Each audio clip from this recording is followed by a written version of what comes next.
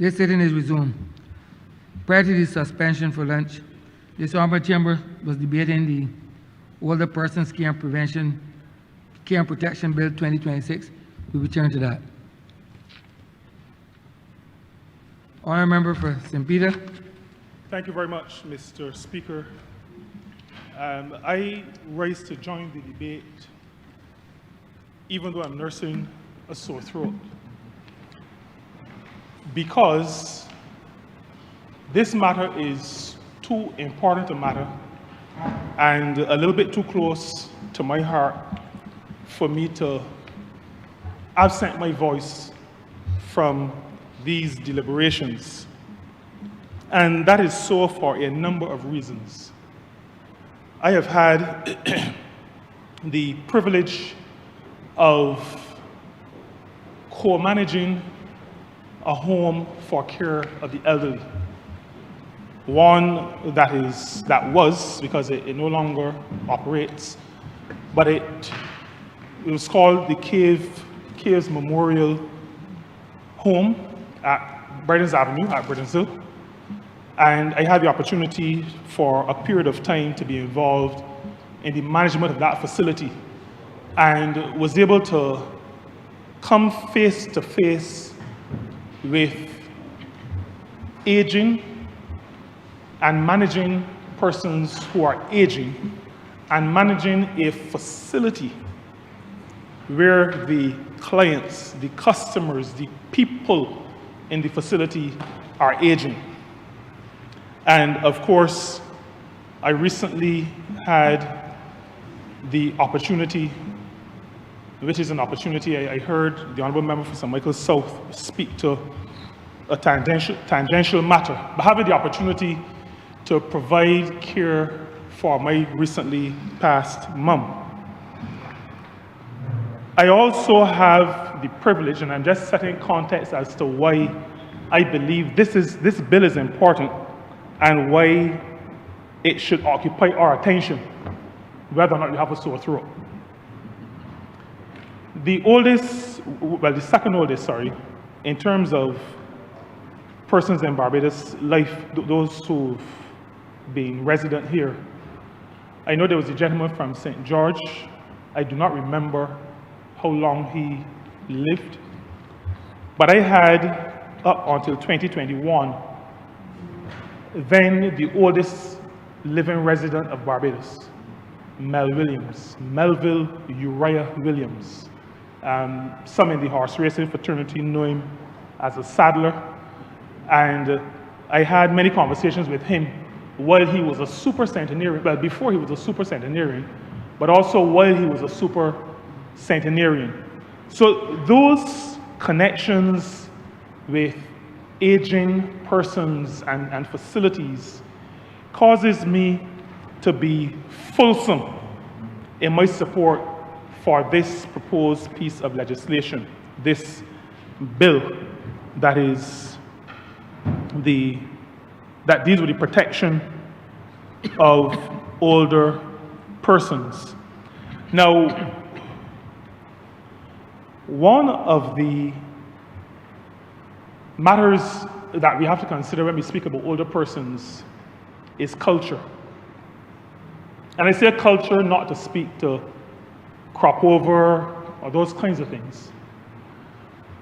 But a society is able to grow, a society is able to build, a society is able to expand, a society is able to become sustainable when the foundation upon which it is built is strong, and when those who have built the foundation are respected. Because respect for the builders causes those who come after to be able to soar, to be able to stand on shoulders and do better than generations before them. It is important, therefore, that both by legislation, but also by inculcating in our people, and I'm hoping that this bill will not just become a piece of legislation, but that it will trigger in us some work, some necessary work to build respect for older people, respect for what they have done, and respect for what they possess, what they carry with them, which is the embodiment of our development. And so from a developmental perspective, it is important for us to come to grips with those who have been the developers. It is important for us to use this legislation to sensitize the rest of us that sitting with older people, having conversations with older people, understanding their experiences, understanding some of the challenges that they faced as they built for us, understanding how they were able to overcome many of the challenges that they face. It's important for us at this juncture. As a matter of fact, Mr. Speaker, it is important for a civilization at any juncture to come face to face with ancestors, with older people, and to be able to understand and move forward. Understanding where we've come from is important to moving forward. Now, that has become almost cliche. But understanding where we've come from comes not just from reading books. It comes from interacting with those who have built. It comes from engaging with those who have done much heavy lifting for us. We recall, as we faced the pandemic in 2020, our Prime Minister, the Honourable Member for St. Michael North East, would speak from time to time about the pandemic 100 years before. And I say to you, Mr. Speaker, that recognizing that our foreparents were able to navigate that pandemic without many of the comforts that we enjoy today, that people were able to navigate that pandemic gave us hope, even if we were not fully aware, understanding that there was one before, and that people like us, our foreparents, were able to, as we would say in the country, get through. They were able to get through it, provided for us who lived through the COVID-19 pandemic, that understanding and maybe that assurance that you could come out on the other end of a pandemic. Scared, bruised, but you could come out at the other end of a pandemic. The value of our older people. The reason why we need to have protection, both inculcated but also legislated, to ensure that older people are not taken advantage of, are not exploited. The Honourable Member for St. Michael South spoke to some of the exploitation, and all of us who are MPs see it from time to time. I'm aware that a former member from St. George North said that we cannot legislate a culture. That is true. And that is the reason why we have to use opportunities like this. Opportunities when we are debating legislation, when we're going to be enacting legislation, to have parallel conversations that go beyond the legislation, that seek to influence a culture. All of us who are members of Parliament have, as does the Social Empowerment Agency, we are all faced from time to time with situations where, and I'll just use an example, somebody has passed away and relatives need some assistance with the burial process, the funeral arrangements. And if you ask 2 or 3 questions, you find out who was receiving the pension check. And if you ask a couple more questions to find out, so where is that person in the funeral arrangements? You know, what role is that person playing? Too often, I've not done a study, so I cannot give you a percentage, but too often, the response gives you the understanding that that recipient has now become strangely absent when there is cost involved. And the Honourable Member also spoke to the fact that once you get past that, then those who are not around turn up, particularly if there is land or bank accounts involved.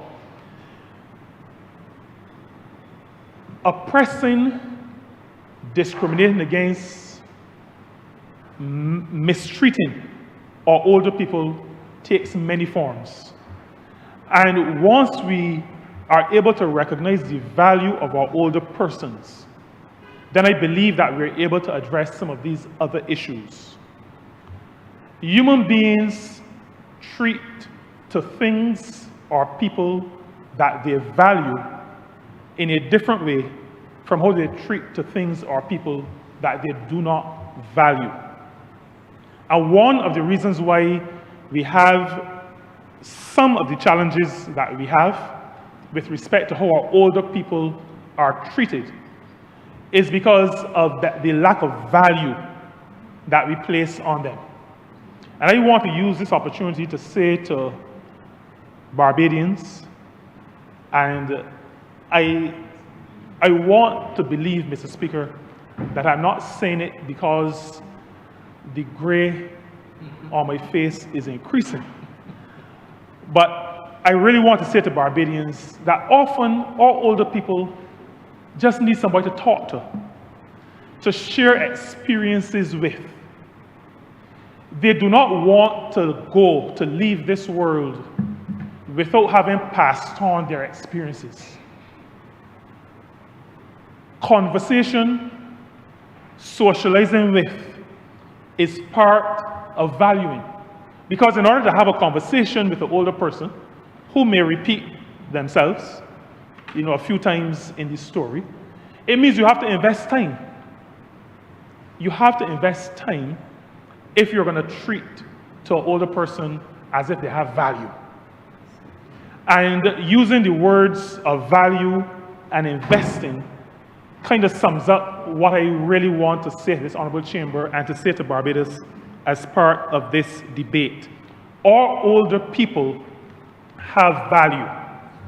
They have immense value, and that value goes beyond the land or house that they're going to leave, and it goes beyond the bank account that they're going to leave, or that some of them leave.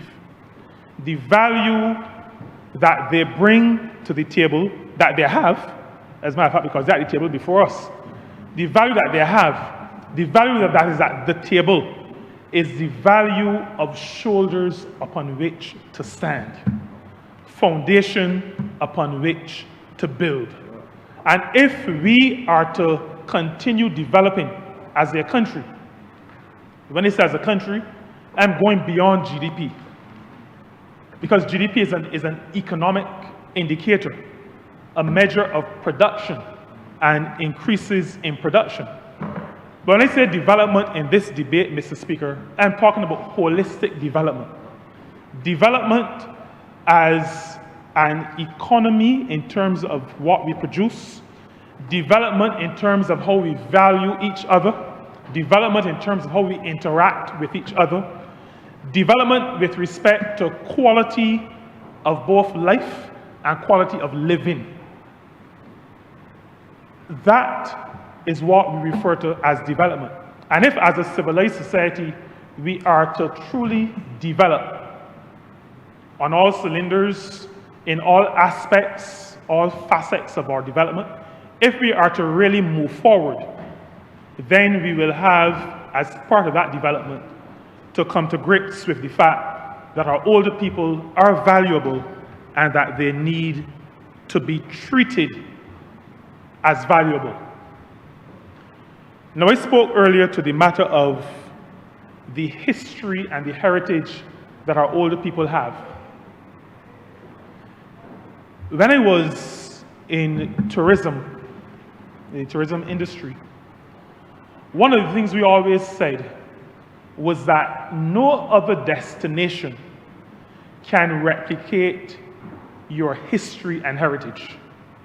Every country in this world has developed in a different way. So in the Middle East, you can build Palm Island. You can create beaches like the beaches we have in Barbados. You can plant coconut trees. You can recreate buildings that look just like buildings somewhere else. You can never recreate or imitate the heritage or the history, because that is unique in terms of how development takes place in a particular space.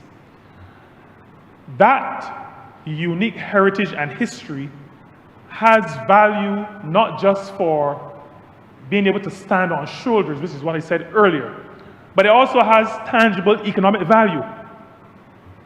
Stories have to be told, and stories can only be told if stories are known.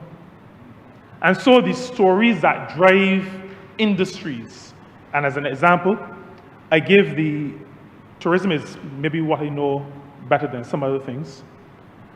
As we went into Brazil some years ago, 2008 to be exact, when the Brazilian airline, the name I forget, when we brought Gall to Barbados in 2008, it was around the middle of the year. I had just become president of the Barbados Hotel and Tourism Association. But one of the things that we said as we brought Gall to Barbados was that we needed to remind Brazilians that this was not their first foray into Barbados.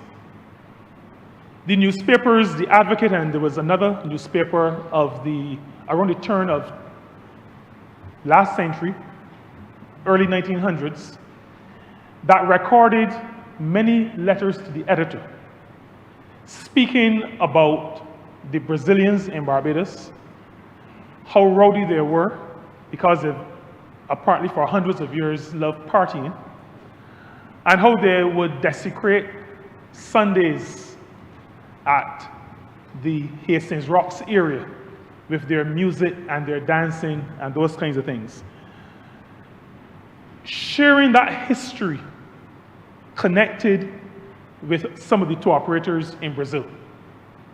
And we were able to, for some time, get the benefit of being able to share the story. I sat on another occasion. It was what we call a familiarization trip. So there were some tour operators from Colombia. We were looking to bring Avianca to Barbados.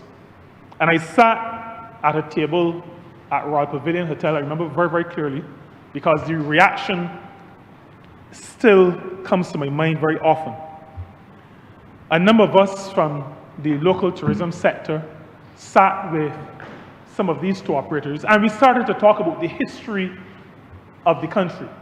Now, these were from Colombia. We spoke about sugar, its development, and shared with them that one of the reasons there are so many windmills around is because of the technology brought to Barbados by Sephardic Jews out of Brazil. I remember, Mr. Speaker, one gentleman sitting up straight. And after we were finished, he said to us, he is descended from Sephardic Jews. And Mr. Speaker, he left that dinner so pumped up about Barbados because of the connection that he had, that he found out that he had with the country. I say that to say, Mr. Speaker, the story that I was able to share was a story that older people had passed on. I was not around when the Sephardic Jews brought the windmill technology to Barbados in the mid-1600s.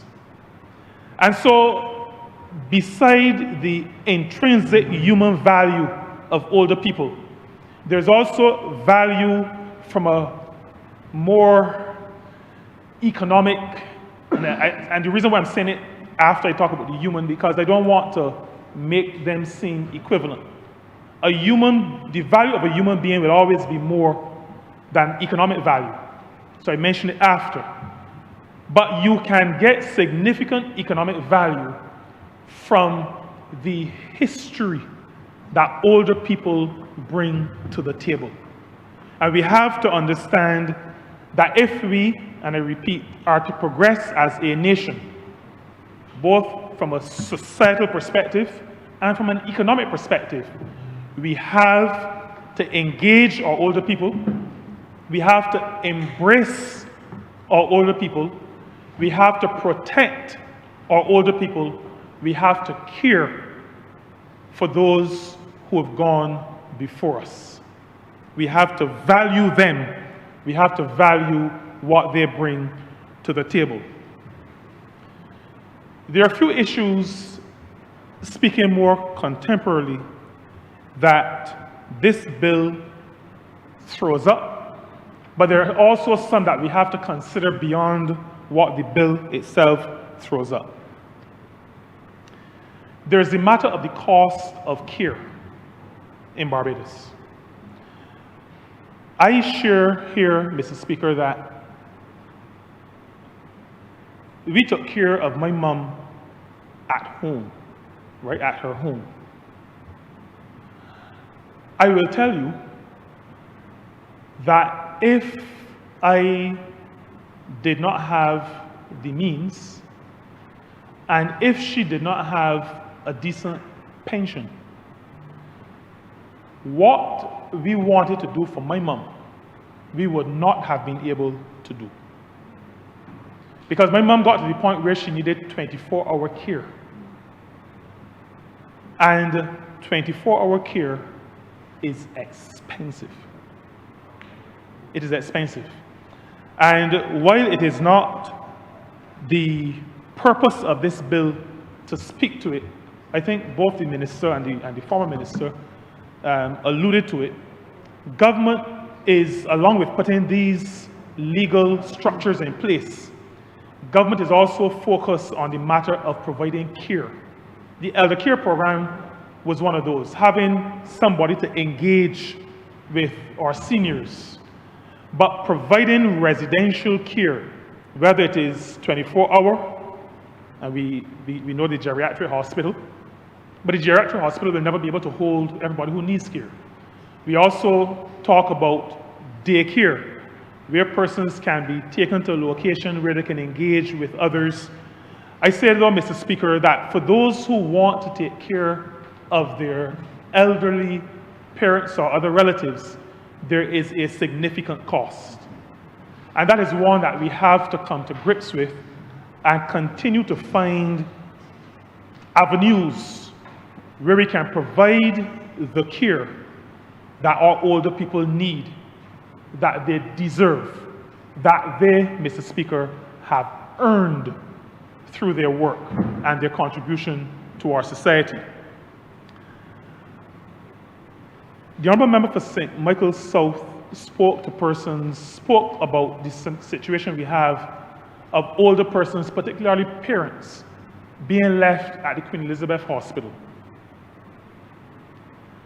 I have to say to this chamber, through you, Mr. Speaker, that I have, over the last 3 or 4 months,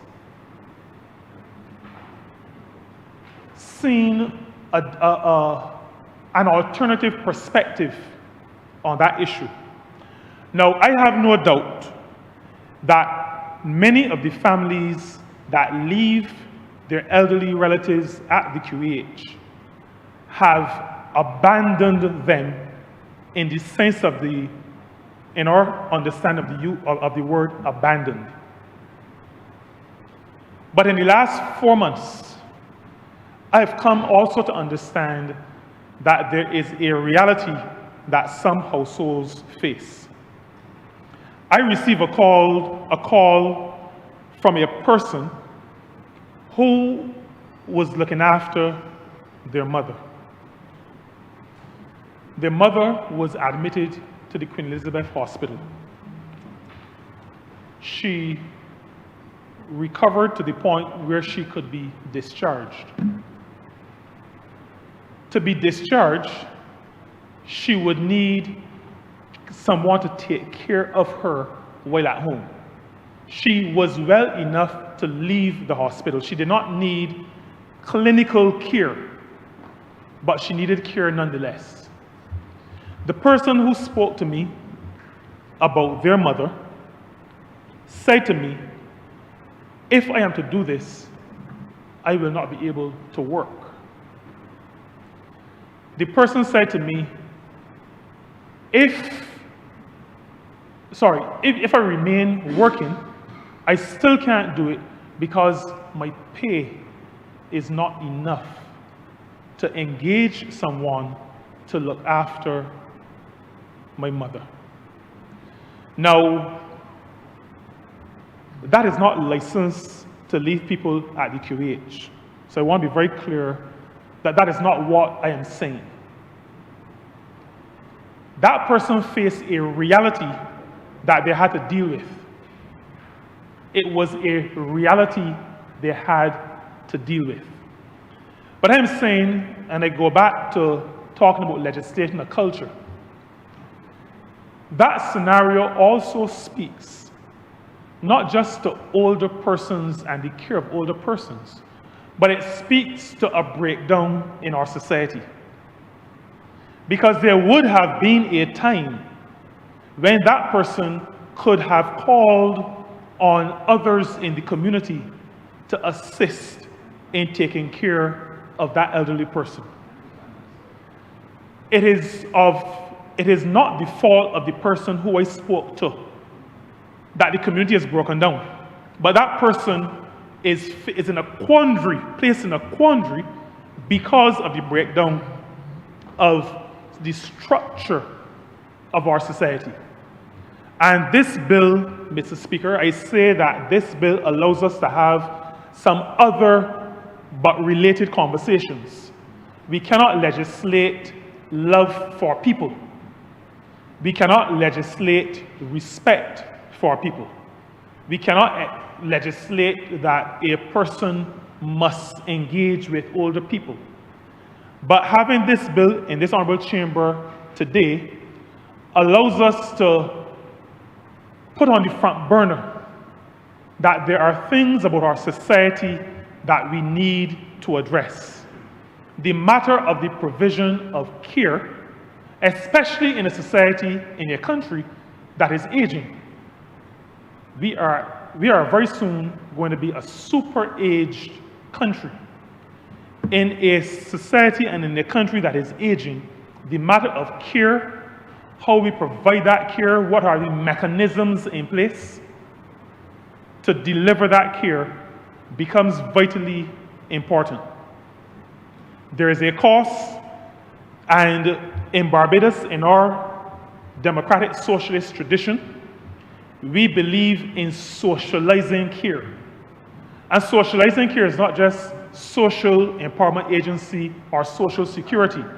Socializing care also means society coming together, not just paying taxes for government to provide care, but coming together as a society to provide that care, helping each other look after somebody, a few minutes, an hour, a couple of hours, so that our older people are looked after. Our society, our country has to have that conversation, and in many cases, we have to have the conversation with ourselves. How do we see our older people?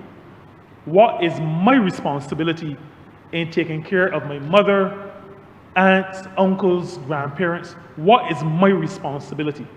What should I be doing as a decent human being who is being born on the shoulders of these people? What is my responsibility? So, Mr. Speaker, the cost is a matter that we have to take into consideration. Facilities are also critically important. There are people who go out to work. Facilities, and I'm happy that I'm part of a government that is focused on that. I think there's to be work done. The Honourable Member for Christchurch, West Central, I think at Stirling. And I know that government's position is that in every parish, there must be facilities where our older people can go, even if only to socialize. We must have those facilities. Socializing is critically important. The Honourable Member for St. Michael's South already spoke to COVID and how it almost targeted our older people. I was responsible for helping to create protocols for funerals. Now, I go to funerals, I go to lots of funerals. I know, by attending funerals, that funeral services provide a social environment for many of our older people. And having to say, well, only 10 people at a funeral meant that our older people suffered. But I speak to facilities because outside of those extreme situations, we have to make sure as a country that is we practice social democracy, well, democratic socialists, because there's a difference between social democracy and democratic socialism. And I am very clear about democratic socialism. We have to make sure that there are spaces and places where our older people can go to socialize. My mother, in her latter years, suffered with dementia. And that caused me, because sometimes you don't realize things until they hit home at you. That caused me to become very concerned about this whole matter of socializing, interacting, and keeping your brain active. And so these spaces, these facilities, must allow our older people to be able to come together, to socialize, and also to keep their brains active so that they can stave off dementia and Alzheimer's for as long as is possible. These are things that we have to be thinking about, and I know that these are things that this government is thinking about. And then the matter of protection from abuse.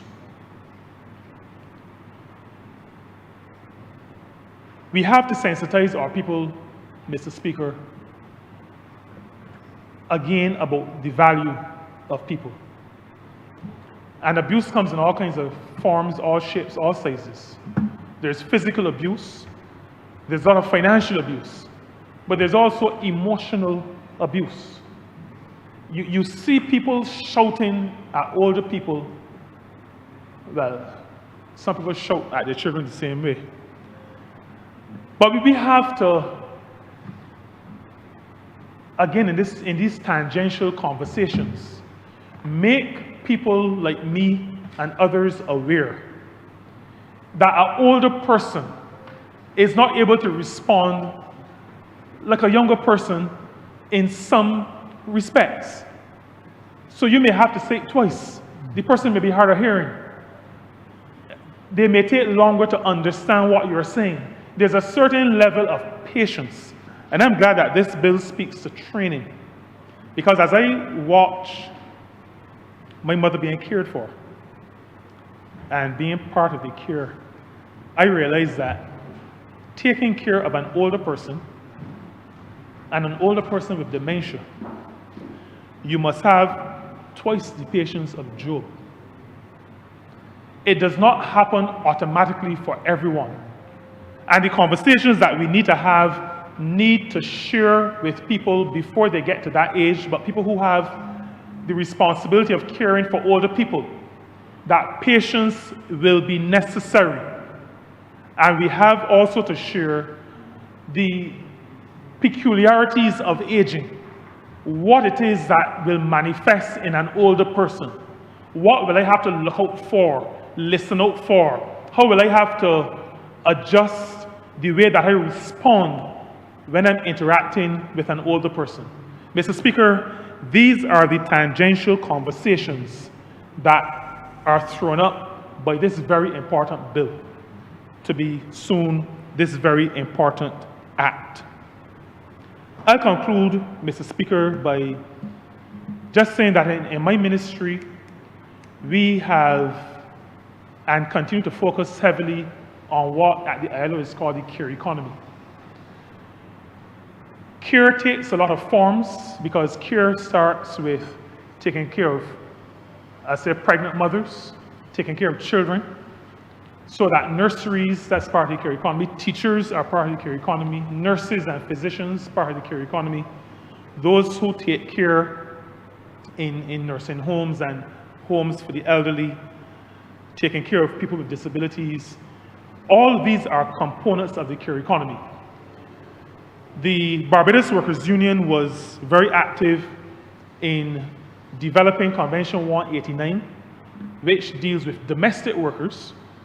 But that convention, domestic workers, was part of the conversation about care and the provision of care.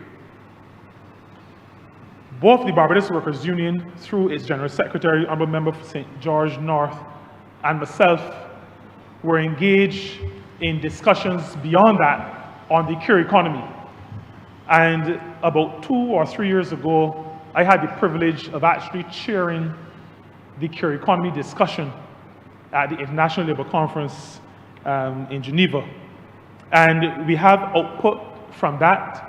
And my ministry has committed itself to advancing work on the care economy, making sure that care workers are respected, making sure that they can organize themselves, making sure that they're put in a position where they can offer the care that the recipients of care need and deserve.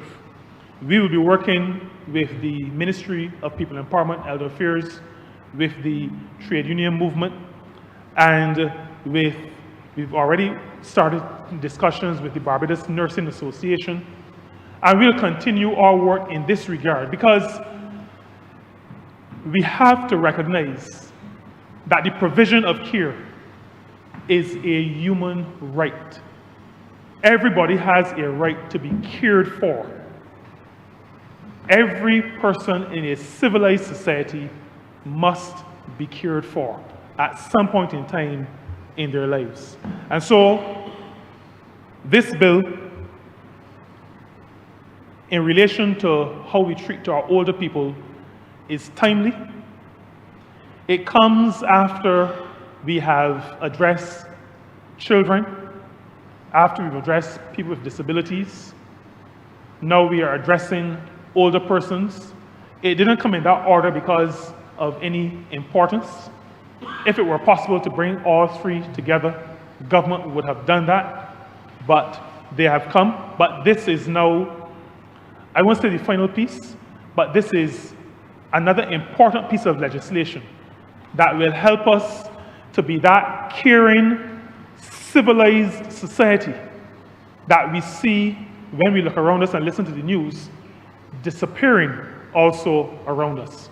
In Barbados, we have committed, and this Barbados Labour Party in government has committed itself to be people-centered. We have committed ourselves, I know the Honourable Member for Christchurch West Central tried to hint at it, but I can be very direct. We have committed ourselves to providing a better life for our people. And that's what BLP stands for, a better life for our people. Those who are older are our people. Our children are our people. People with disabilities are our people. This bill speaks to the promise that we have made to Barbados. This bill speaks to the covenant that we have made with our people. This bill speaks to the contract that we have always said is represented by our manifesto. We will continue the work to provide a better life for our people. And in this regard, we will make sure that our older people are respected, valued, embraced, engaged, and valued to the point where we see them as treasures. And so, Mr. Speaker, I have no hesitation in throwing my full support as a Member of Parliament for St. Peter behind this bill and commending it to the people of Barbados as part of our policy agenda to value those who have built this country. I thank you. Honourable Member for St. James South.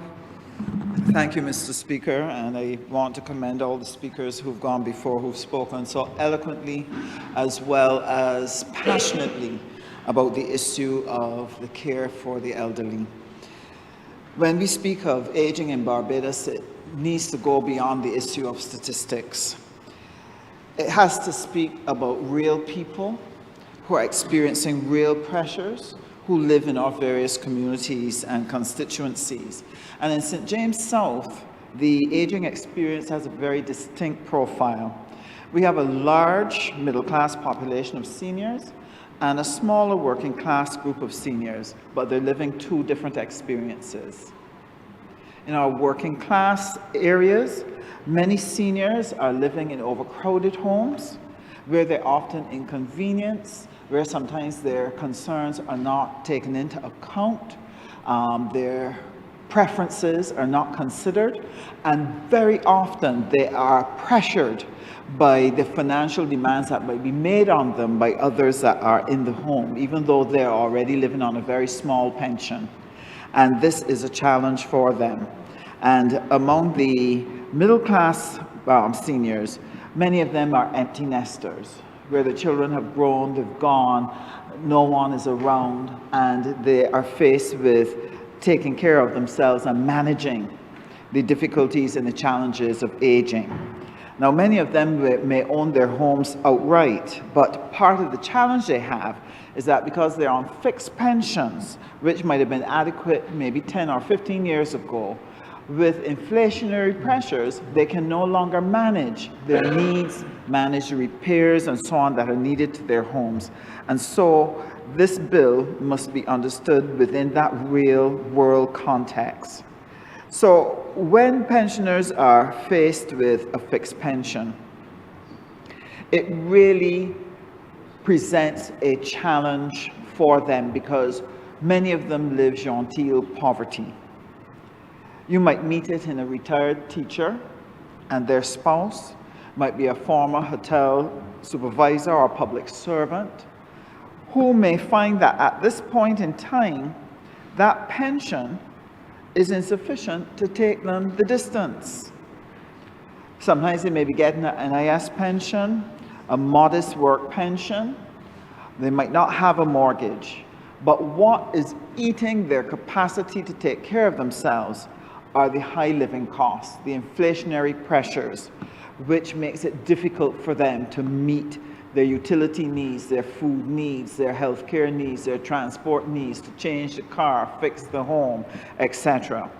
And with groceries costing 30 to 40% more than it did a couple of years ago, and the need for chronic medication that they have to keep consuming, and this eats up a great deal of that income, it becomes a challenge. Many of them have had to give up insurance policies because they weren't able to continue to maintain the payments, and they would have needed that insurance policy at this stage in their lives. And so they live with that quiet anxiety about how they're going to meet food needs, how they're going to do emergency repairs, how they're going to meet medical emergencies. So these seniors are financially constrained. Now, this matters for the protection legislation that we're discussing today, because those financial pressures actually create more vulnerabilities on people, even if they're in stable households, because they can be at risk of financial exploitation. They then have to become dependent on informal caregivers, some who may not be trained. It might be a relative, or it might be a neighbor, and so on. There may be pressure to hand over some decision-making to others, where they may have to put their resources into the hands of others, and sometimes the others are not always as scrupulous or as honest as they should be. And this becomes a real dilemma and a major stress for seniors, because sometimes it might even be family members that are exploiting seniors. And therefore, because of the pressure, the shame, that is a member of the family, you don't want to expose it, you don't want to find yourself at risk of greater abuse if you speak up about it. So they live in that fear constantly, and that is part of the challenge which they have. And so the strong provisions in this bill are truly welcome. The fact that we've included financial exploitation to look at meaningful ways to help us to address this matter, the mandatory reporting, and I want to impress upon the ministry, I want to impress on the legal system that people have to be held accountable. It's okay to put it in law, but if we don't ensure that the reporting happens and that action is taken when it is reported, then it is of no use to our seniors. If our state intervention must have an immediate benefit, then we have to look at the enforcement of these strong provisions. But I do want to thank the ministry for the legislation that seeks to address this particular matter. Now, part of the issue that I've experienced in my constituency is that many seniors find themselves living alone. Very often, one partner has passed. Sometimes before that partner has passed, that person might have been immobile, incapable of helping themselves, and the other partner, scarcely able to look after their own needs, find themselves carrying the burden of the care for both of them because there's no one else to do this. And because very often in situations, because people feel that couples are together, sometimes relatives and children who live outside of the home may not notice or recognize that greater help, more assistance is needed. And very, very often, when I speak with seniors and they ask me, well, is there anything that can be done? Is there any help? And I ask, well, what about your children? And so on and so forth. Oh, I don't want to bother them. The parent is trying hard not to be a burden to their children, but then find themselves in a situation where they're not cared for and they're neglected because the family circle just is no longer structured to be able to help them to be taken care of. And so this leads to social isolation. It leads to loneliness. I think one of the most heartbreaking things I've heard was a situation where a couple, the husband was a man who took care of the home, took care of his wife, looked after things, and then he became afflicted with Alzheimer's. And the wife then had to take over all of these functions. And I remember she said to me, I wasn't prepared for this. I don't know how to cope. I feel so stressed. And as I watched her, I watched the husband, and the husband suffered emotionally because he could hear what a burden it was. And that helpless feeling that he had was writ large on his face.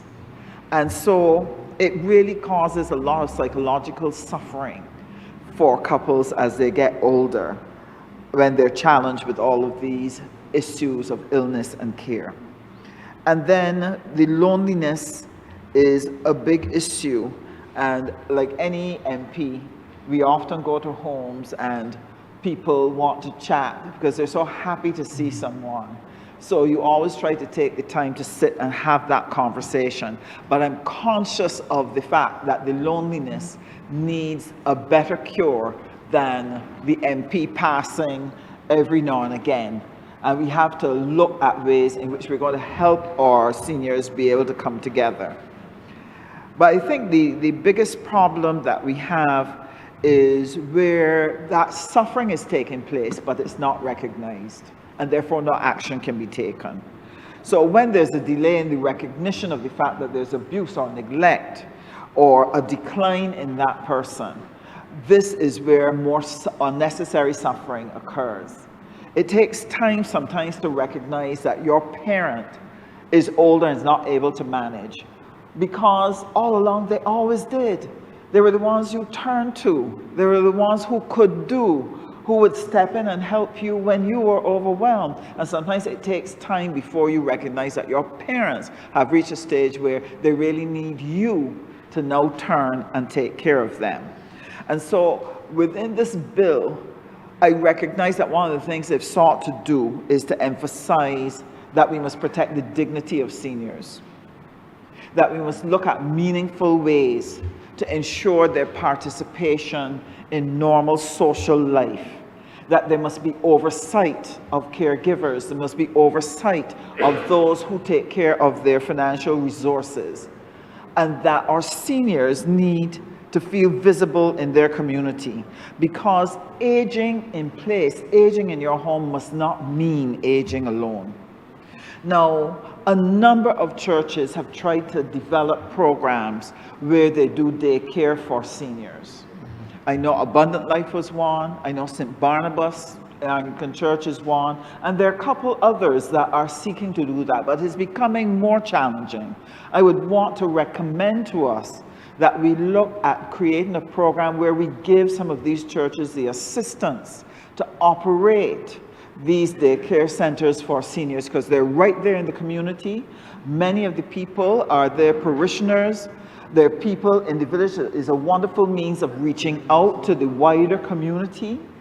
And therefore, it would be a good thing while we're building our own institutions around the country, we can engage the churches in putting together these programs. We can help them by providing templates and so on.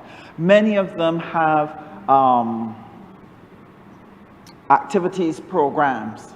They have an activities manager to make sure that they're engaged and not just sitting there getting dry rot in their brains, but rather that they're engaged and given activities that are meaningful and have opportunities to share their stories, etc. So I think that this is important. I would want to recommend this approach to supplement what the government wants to do in terms of providing community facilities. Now, one of the more challenging things is the fact that we need to continue our pension reform in order to assist these seniors to be able to continue to live independently. Now, our government, because it cares, because we see people, we have been doing significant things in terms of looking at pension reform to ensure people still have a pension even though they're living longer and we have a smaller working population. We're trying very hard to make sure that we reform that all of the generations coming after us will also have access to some form of NIS pension. And this is important. But sometimes there are persons who seek to exploit that and try to get the population steamed up, saying, you're making me work longer, you're reducing how much pension I get, or you're delaying when I can get my pension, and that's not right. I think that anyone who truly cares about this country and truly cares about the entire group of Barbadians who live here, the ones who are present and the ones to come, must understand that pension reform is absolutely important. It's the right thing to do. It's the moral thing to do. It's the accountable thing to do. And not to give in to the pressures of people saying, I shouldn't have to work so long before I get a pension. It's unfortunate, but it's the reality. And what we've sought to do is to provide Barbadians with a means to get and maintain a pension, so that the old pension systems really were not built for people living 20 and 30 years past retirement. Years gone by, people lived no more than 10 years past retirement. Now it's 20, now it's 30. So that reform is absolutely important, and people need to help explain this so that we understand that we are doing this for the protection of people. And because inflation erodes fixed pensions, that erosion affects seniors even more when you're on a fixed pension than when you are on a wage, when you are a worker. And that is why we have to look for meaningful ways in which we are going to help seniors financially. Because when your pension is no longer adequate, your vulnerability increases. It makes you more dependent on others, and therefore have to tolerate more abuse or unkindness or indifference or intolerance because you're not financially independent. And the risk of exploitation grows. And this puts pressure on families, and it also puts pressure on the state. So protection legislation becomes even more important in this circumstance, not less. Now, in St. James South, seniors often face very quiet, painful choices. They have sometimes to decide whether they can pay for the caregiver coming into the home to look after them, or should they reduce their food quality. Sometimes they have to make a decision between repairing a broken appliance or repairing the car versus being able to go to the doctor and get the prescriptions filled, or take a test, or get a scan, or whatever is needed, whatever treatment they need to have. Sometimes they have to make choices between getting help to come in and do some housework, or try to push through and keep doing what you can for your home even though you have declining mobility. And all of this puts them at risk of falls, etc., and breaking their hips and so on. These things are the realities that seniors face. And without sufficient pension, this risk increases. And that is why we have to look for meaningful ways to be able to assist our seniors when it comes to their financial viability. And that's why the pension reform and social protection is important. And I'm happy to share with the Chamber that the reforms that we did in 2023 to the pension, all of that helps to protect them going down the road. What we've been able to do is to ensure that the system is stable, and we have a plan that says that every X number of years it has to be reviewed to ensure that it's still relevant because of the changing conditions that we have around us. Then what we did in 2026 was to give them a cost of living cash credit. And we introduced this in the 2026 budget, where they could get $100 per month, or a total of $1,200 for a year. And this is being paid to pensioners who are earning under $50,000. And this included the NIS, the non-contributory pensioners, seniors who are 65 and above with no pension, the welfare and special needs people. And this reaches over 60,000 Barbadians. And that is a matter for me that helps me to feel that I live in a country that cares about what is happening to people. I am glad that we were able to do it, and that we will work at sustaining it despite the challenges that we're experiencing and seeing on the international scene. Being able to respond and help our pensioners is a very important thing that we have to do. And then the other relief that we were able to give to our seniors, don't forget that we were able to take off land tax for properties under $400,000. And why is this important? Especially for middle-class seniors, because many of them own their own homes. And many of them are under $400,000. And therefore, there's a tremendous relief because they would have to take something from that little pension every month to put aside to be able to pay that land tax. But by removing it, we are able to put more money into the hands and the pockets of our seniors that they can make themselves more comfortable. And then by increasing the pension income tax-free allowance from $50,000 to $75,000, again, what you're doing is you are enabling our seniors to better respond to the rising cost of living, because you've reduced effectively the burden, the tax burden on our seniors. And I really want to congratulate this country for being able to do that.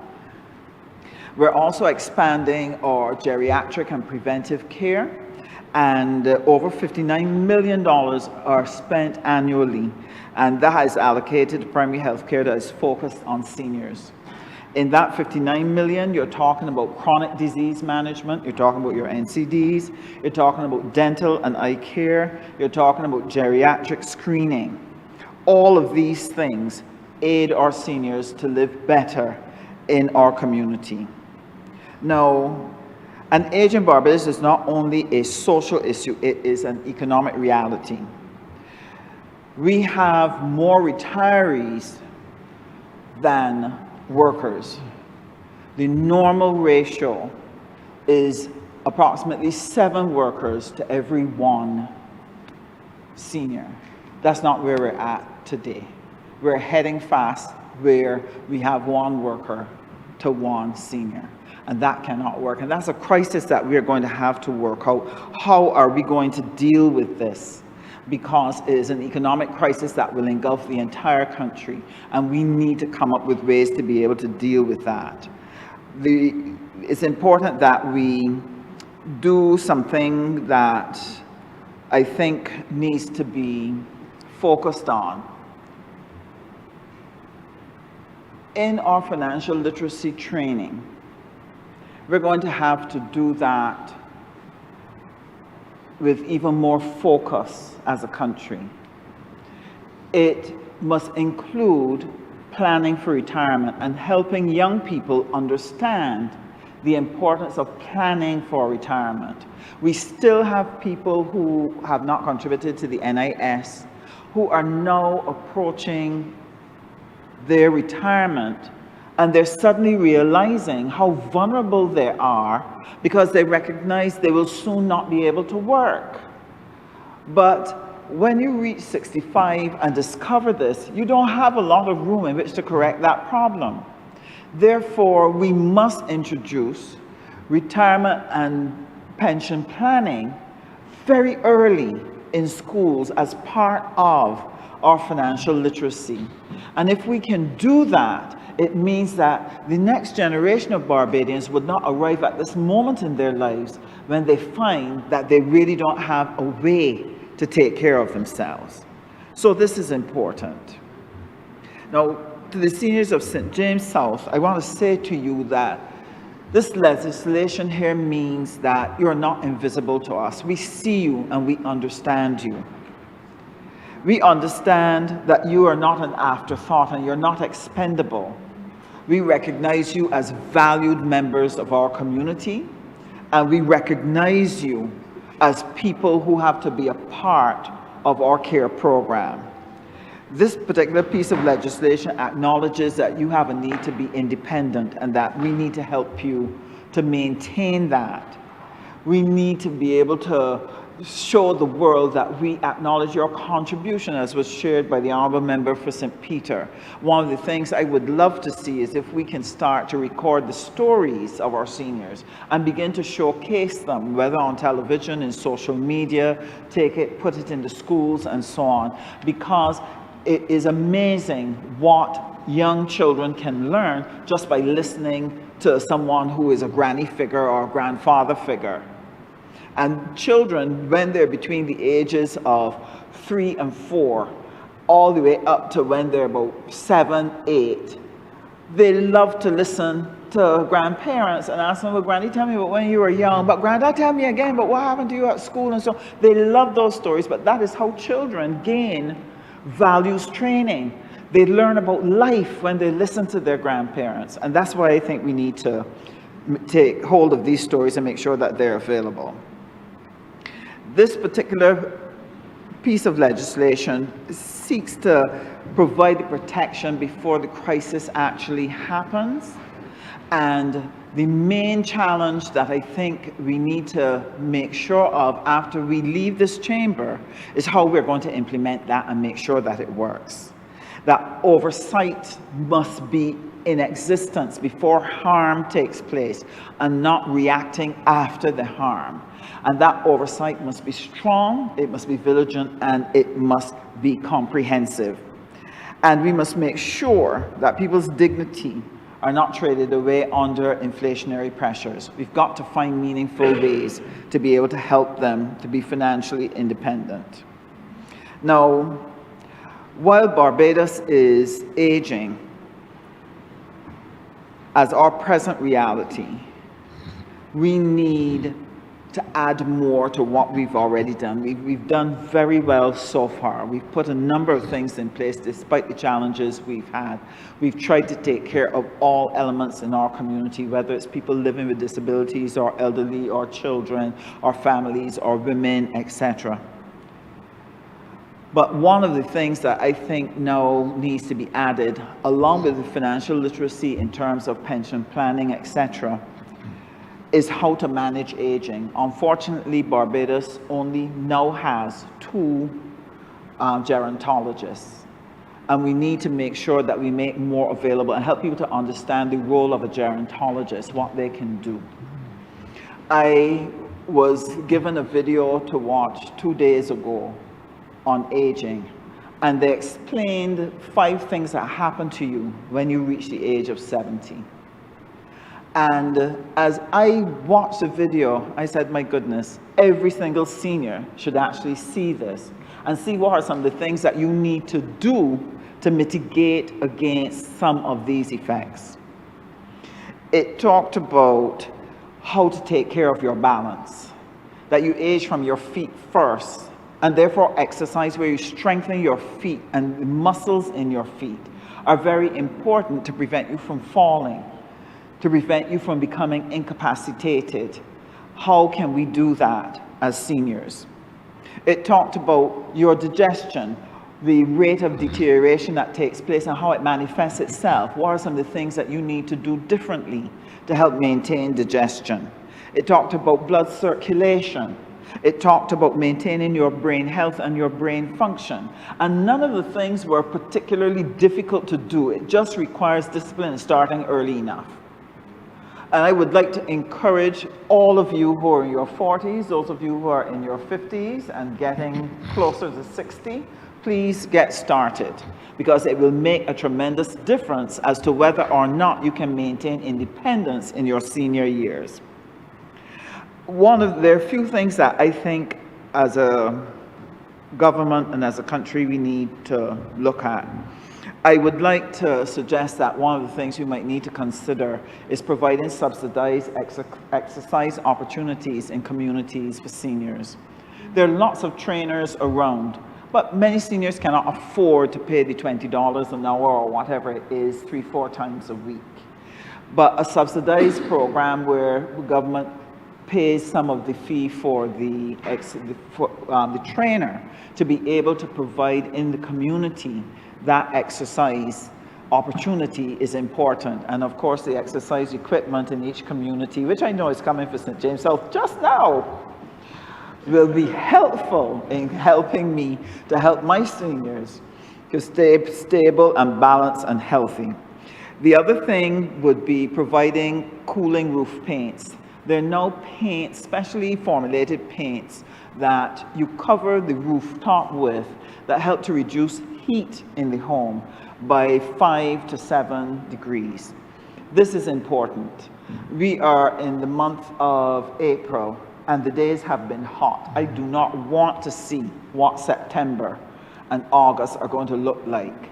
But think about a senior who is not mobile, who has to be in that home that might be small, might not have air conditioning, because of the proximity of other homes, does not have enough air flowing, and therefore the heat and heat stress is a real thing. One of the things I learned in the video is that your heating and cooling system, your ability to feel and manage temperatures in your body decreases after the age of 70.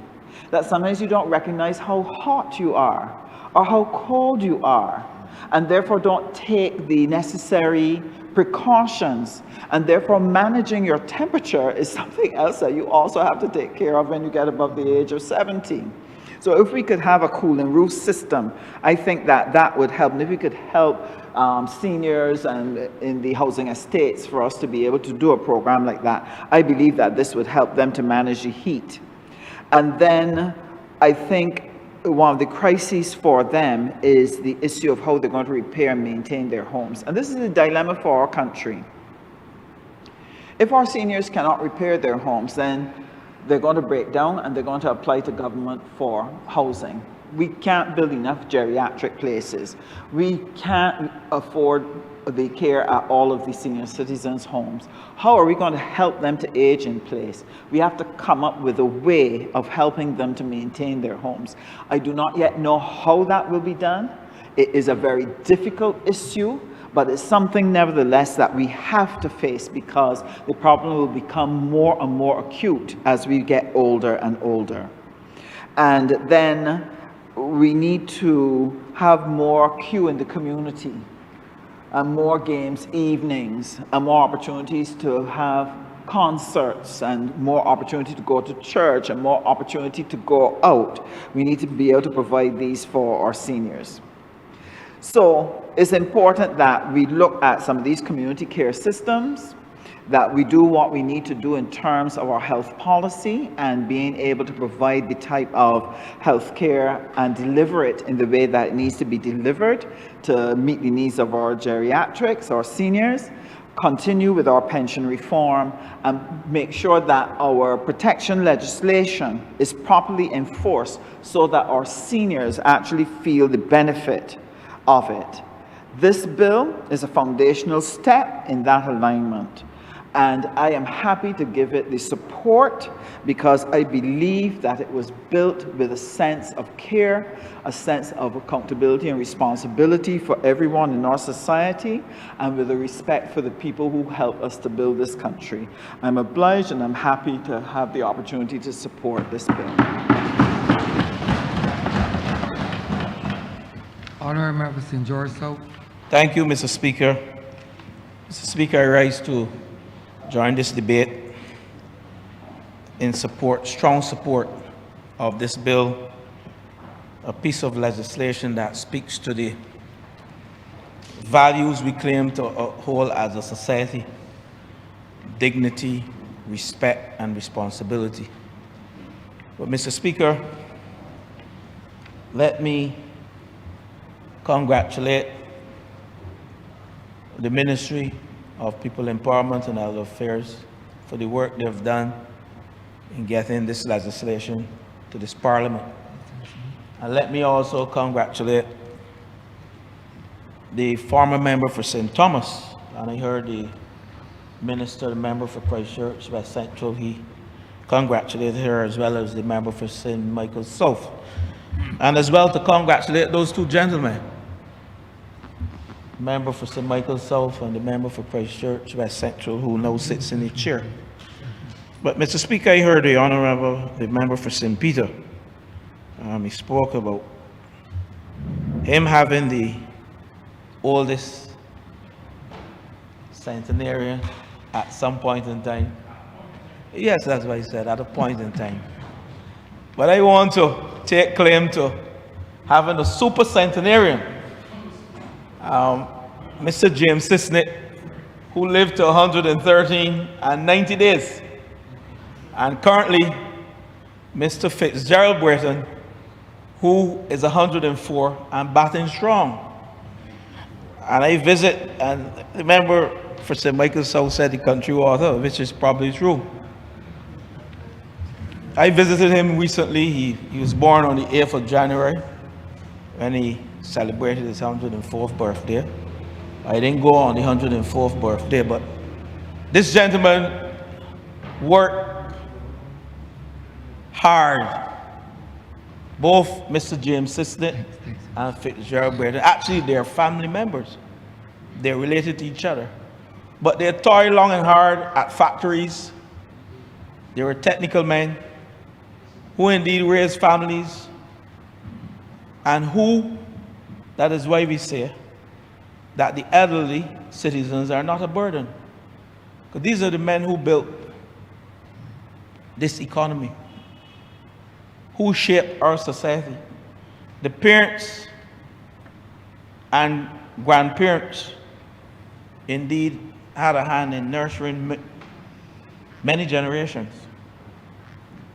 So, Mr. Speaker, I rise as the MP for that lovely constituency of St. George, in support of this bill. But I want to say that it is not just a policy that we're debating here. It is a promise, Mr. Speaker. It's a promise that those who came before us will not be forgotten. And it is also a promise that their latter years will be lived with respect, care, and dignity, those values that we hold so dearly. But Mr. Speaker, I want to say that I have benefited from a tremendous value system of my grandfather, grandmother, and parents. I'm fortunate today, Mr. Speaker, members of this Lord Chamber, not to cast any negatives or any sympathy towards colleagues who have lost their parents, because we all have to go through this. But I'm fortunate to have both my mother and father alive today.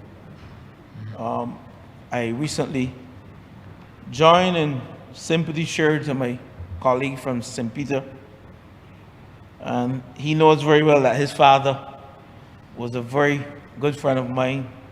In my days at the Arawak Cement Company Limited, I learned a lot from his father. But, Mr. Speaker, caring for the elderly as a child is what we were taught. Whether they're living at home with you, whether you are providing the care through the companion program, the care for the elderly program, that is what our value systems have been shaped upon, caring for our elderly. So I stand in support, Mr. Speaker, of this piece of legislation that is before the House, that also looked at the moral dimension. How we treat our elderly reflects who we are as a people.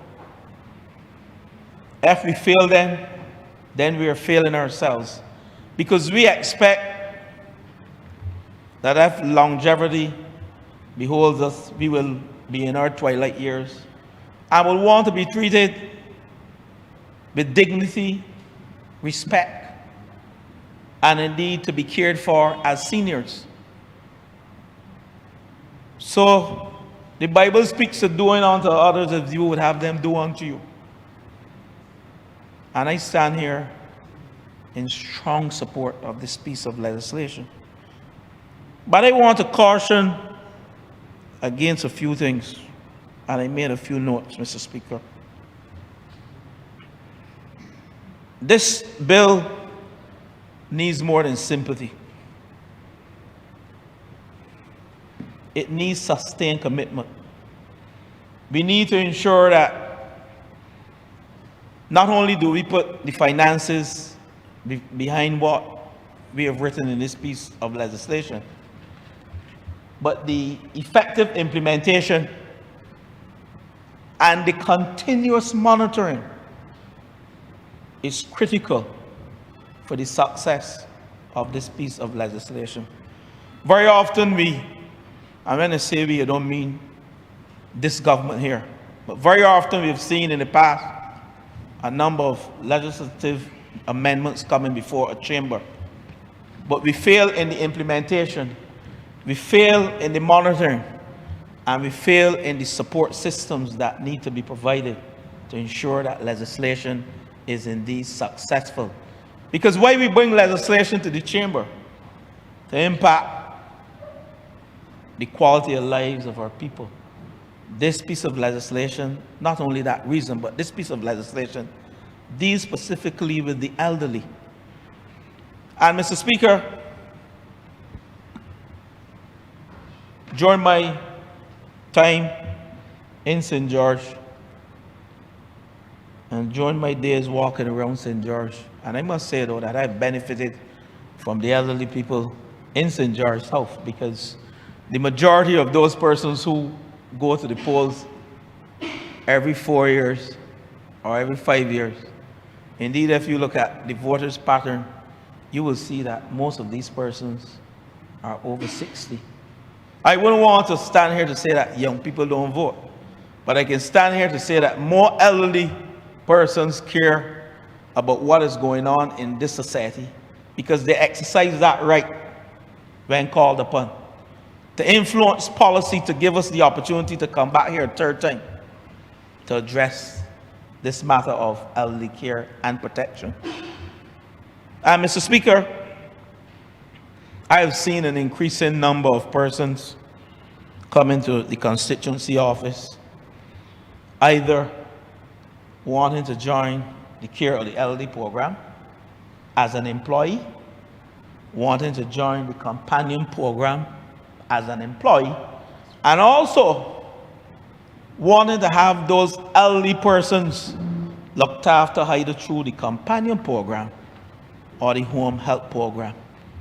And we're seeing a number of increasing, we know very well that persons are living longer. And we're seeing this increase, I'm not, and I can probably say that most members have seen this increase. Other than persons wanting jobs, and that is true, that's part of employment. Caring for the elderly persons wanting to get onto the home health program and the companion program, that is jobs as well.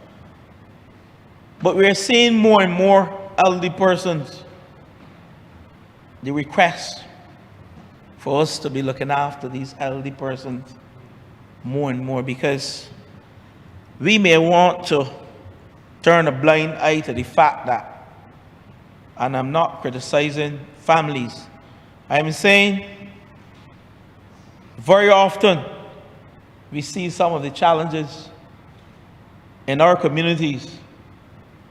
They are associated with family members abusing the elderly. And this is probably not common across Barbados, but I've seen some of these issues where elderly persons are afraid to say or to speak out, to say, well, listen, I'm being abused by a family member.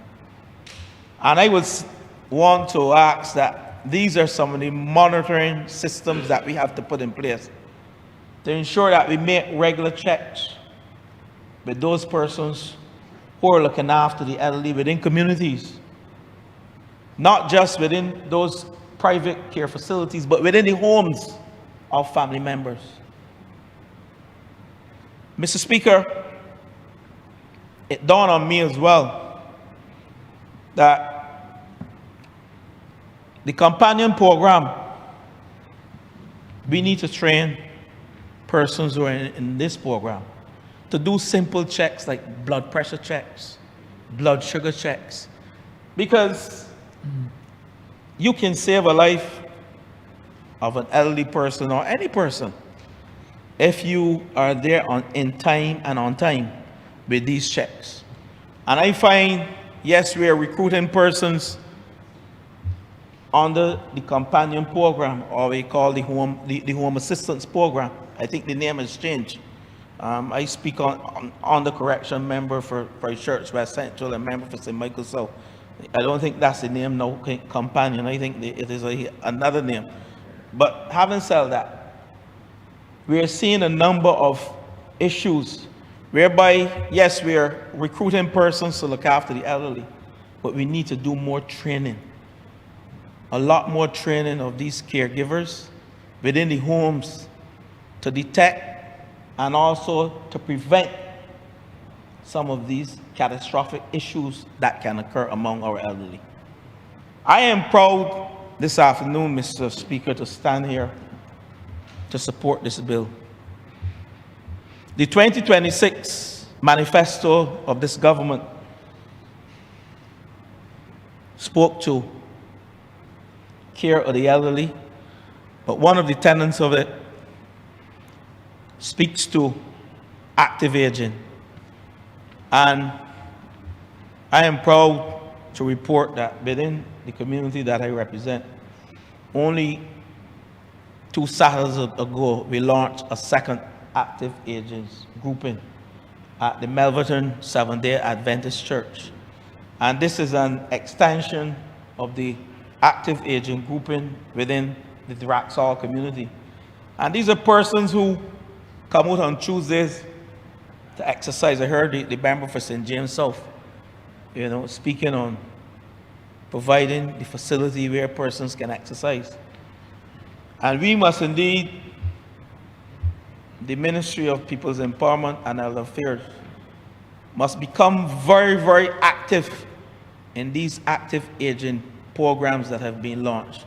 And I want to compliment the Ministry of Youth and Community Empowerment, because it is the community aid at Draxall who joined forces with the community of Draxall and Melverton to form those active age groupers. And we intend to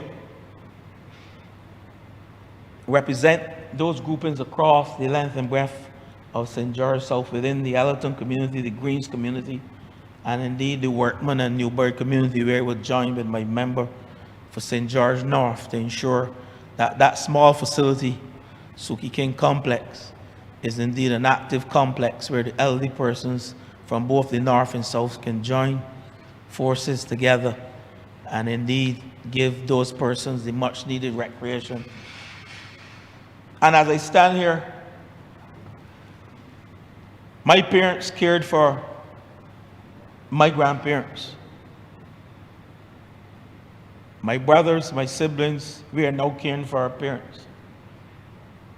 And I know the member for St. Michael Southeast, she can speak to this as well, because I know she is and the member for St. James, for St. George North. And I can say most of us in here, when I look around, care for our parents. The member for St. Michael South, very often he's up in this chamber talking about how he went and visited his mother, speak to us about how she was ailing. And the former member for St. Joseph, who had to battle with what I'm dealing with my dad now, dementia. And it is a challenge.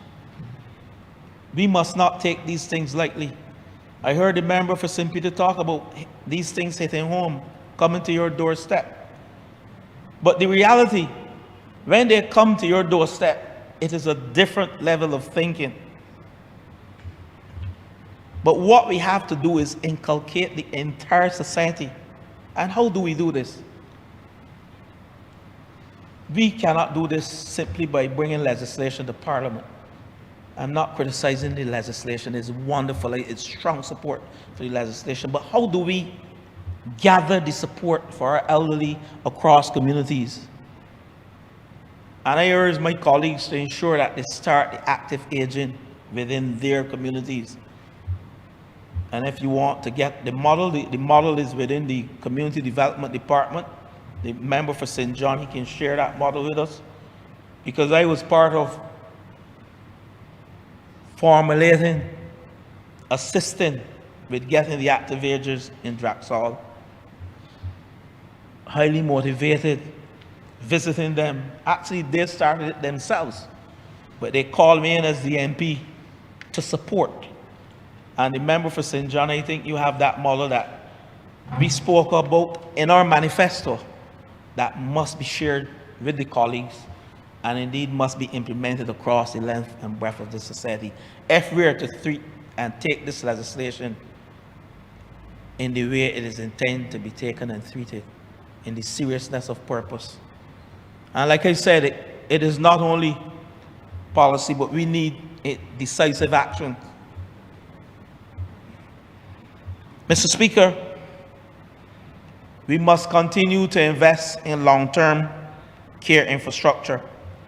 And I mentioned the need to train more healthcare professionals specializing in geriatric care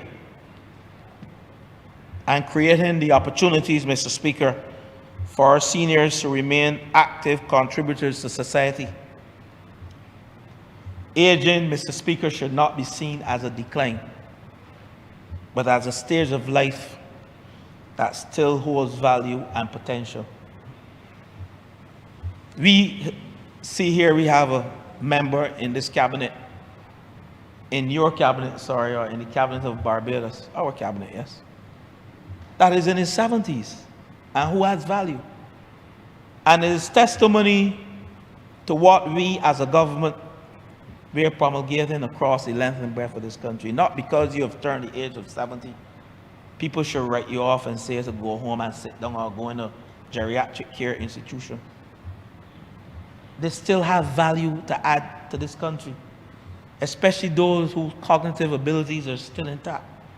The capacity to indeed think and the capacity to help policy formulation within this country as a senior. But I am very much supportive of the legislation and the aspect of the legislation that strengthen the legal protection against elder abuse. We saw in our media, Mr. Speaker, a young man abusing an elder within the last 2 months. We saw that. And we had one as well. Yes, we visited. Thank you, sir. Thank you, member for St. Michael South. I forgot my dear friend. And I don't like to call his names, but Mr. Jeffrey Barr, the guy who came out of the credit union and was attacked and beaten, robbed, his money taken away. And the member for St. Michael South, he happens to live within the constituency of St. George South. The member for St. Michael South and I visited him. And he's an active member. He's proud, and I can repeat it. He's an active member of this party. And he says that. He received the St. George South Award at the last conference. These are the people we have to take care of in our society. So this legislation indeed speaks to protecting citizens from elder abuse. The protection, Mr. Speaker, also recognizes the need for community-based care, allowing our seniors to remain connected to the environment and the people they know and trust. That is critical. That is why when we find elder abuse by family members, we have to treat with it seriously. Because the elders are indeed comfortable in the environment, community-based environment, whether at their homes or close to their homes, or whether at a care facility close to their home. So we have to make sure that we protect them. And this legislation, Mr. Speaker, without getting into the nuts and bolts of it, it recognizes the need for community-based care. It also promotes policies that support independent and dignified living. Our seniors must be treated at all times with dignity. We can't say just put them in any old place. We can't say remove them from these care facilities without just cause. This legislation speaks to that. Mr. Speaker, while I battle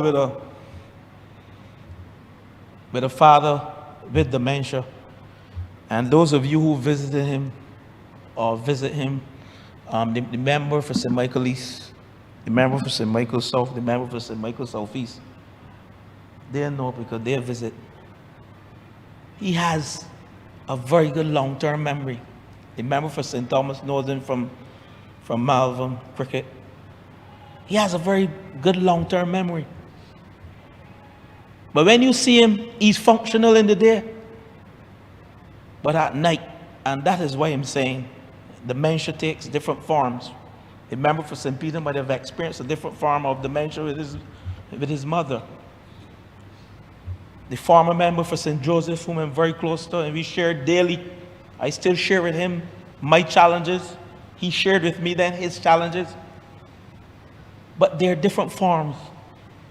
And we must have those healthcare persons trained in recognizing these different forms of dementia. And I stay on dementia because there are others, but that is real to me. And I want to publicly thank those persons in my community who look out for my father, who will be 90 years if the Lord spares his life, on the same day as Nelson Mandela. He was born on that day in July, and he'll be 90 years. But as I support this piece of legislation, Mr. Speaker, I am also calling on government. There are some facilities, there are some buildings across the length and breadth of this country that we can utilize as elderly care facilities. We can't use all. But one that comes to mind is the facility in South District, the former South District Primary School, that is closed now for over 15 years. Too long. The member for St. Michael Southeast, and it is in your area, just across the road from St. George South into St. We share a border. And I'm asking the authorities to consider that facility that sits dormant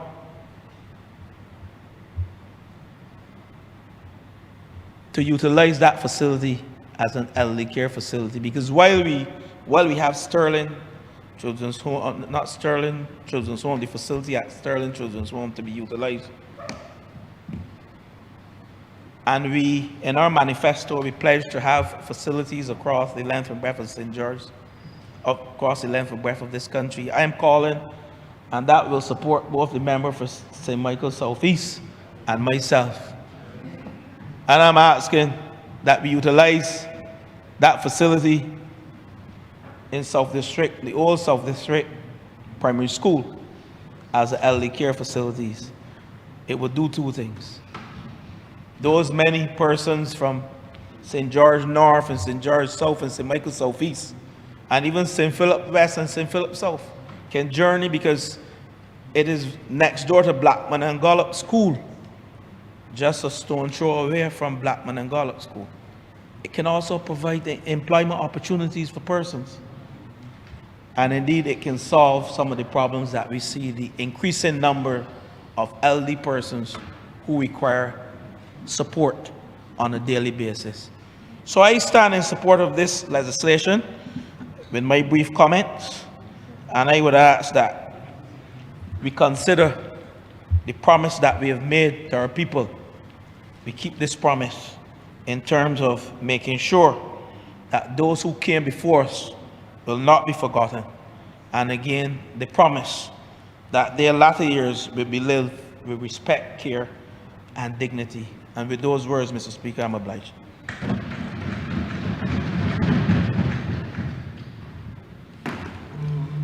Honourable Christchurch South.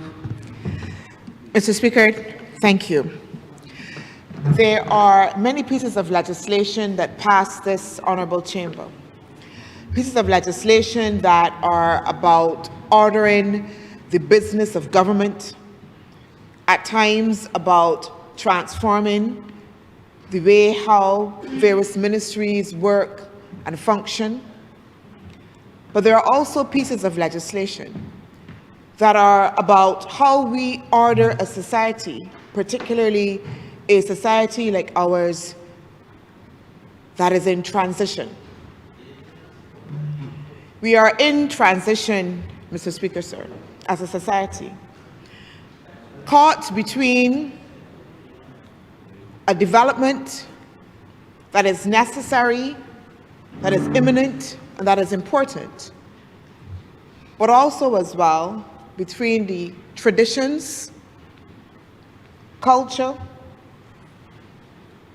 and the ways that we have grown up, our understanding of the Barbados that is near and dear to us. And in that transition, Mr. Speaker, sir, there are often times when, as a government, we have to ensure that we have the necessary guardrails that would help protect those within our society that are caught somewhere in a difficult position in that transition. And it is those pieces of legislation like this one that are extremely important, because how we create those guardrails now will determine the Barbados that we will come to know in the future.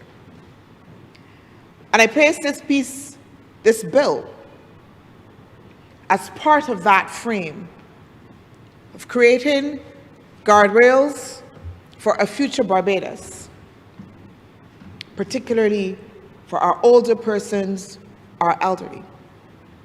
I join the other honourable members who have spoken today, Mr. Speaker, about the importance of caring for those that have gone before, those that have left deep footprints, those that have sacrificed, that have worked hard for this country and for their families.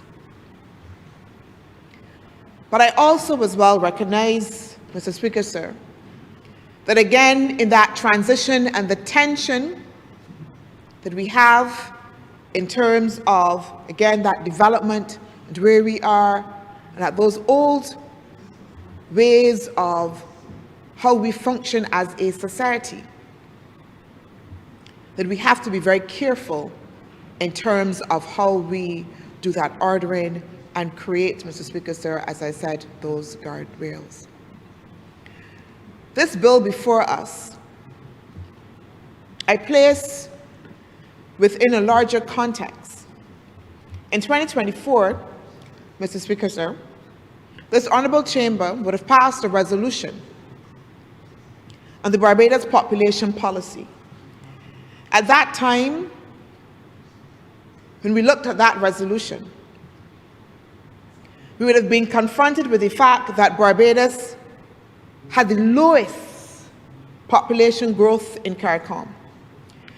We would have been confronted by the fact that over the last 60 years, our population had not grown much, beyond 16.5%. We would have been confronted, Mr. Speaker, sir, with the fact that the very frame, the very key elements of our society were now fundamentally changing. We would have moved, Mr. Speaker, sir, to make amendments at that time to the National Insurance Scheme, so that while the resolution on the Barbados population policy was about ensuring that we could expand and make provision for the expansion of the population, it was based on 3 policy pillars. That was about shoring up within our society that those that we would want to help increase, expand the population should be able to do so. Our amendment to the National Insurance Scheme built on that same recognition that we had an aging population and it required some right sizing, was about ensuring that then we could create a mechanism that would allow for the continuation of an important safety net. This bill adds another plank to that, the plank of protection. The plank of protection. And I say that, Mr. Speaker, sir, to emphasize that this bill is not just a one-shot, but that it is part of a development of a frame that the government is developing in order to make sure that for the future, Mr. Speaker, sir, again, we can then begin to look and prepare for the Barbados over the long term. And it is important to come to terms with that larger fact, that larger pulse, that even as we consider this bill, the harsh recognition again that we are in a demographic transition and that we must therefore ensure that all the pillars of our society, economic, social, cultural, are right-sized in order to then to be able to contend with what that means in the future. Mr. Speaker, sir, I did hear from the floor today a reminder to all of us that time moves very, very, very quickly. And that in a blink of an eye, those of us who feel that we are young and untouchable will wake up a couple of years from now and be in a position in which we might have others have to care for us. Mr. Speaker, sir, I was with at the Bright Constituency Clinic, a young lady who came in, and she was bemoaning the fact that I think probably now she was going to be 27. And she was saying, you know, I'm getting so old. 27, and she's getting so old. I said, don't call it on yourself. And she said, no, you know, 27 is closer to 30 and life is passing and she has to do all of these things because she feels she has to run and catch up and life is moving. And that sense that life is moving and time is moving quickly should fill us all, one, yes, with a sense of urgency to do what we need to be able to do and to achieve what we need to be able to achieve, but also as well with a sense of reflection. And this bill falls for me, Mr. Speaker, sir, that notion of reflection as well. I heard the Honourable Member for St. Michael South ask us, how did we get here? How did society shift so much that the government has to establish guardrails to protect older persons in our society that once again culturally were once revered, were once respected, but we've come to a place that there's a recognition that the state needs to be able to step in and make sure that it protects. Mr. Speaker, sir, in doing that protection, in establishing those clear guardrails, we need at times to also be very careful. Mr. Speaker, sir, again, as was said by the Honourable Member for St. Peter, there are many of us who can speak to our experiences as having to care for our parents. And I am, Mr. Speaker, sir, in that position. I remember having to make the very hard decision to put my father in a residential care facility. And oftentimes, society judges those of us who have to make that hard decision. I remember, Mr. Speaker, sir, carrying for a very long time, and I still carry it, the guilt of that decision. Because the society tells you on the one hand that you are to care for your parents, that you do wrong as a child if you cannot care for your parents, that somehow you are neglecting your responsibility, and certainly as a good Christian, that is not something that you do.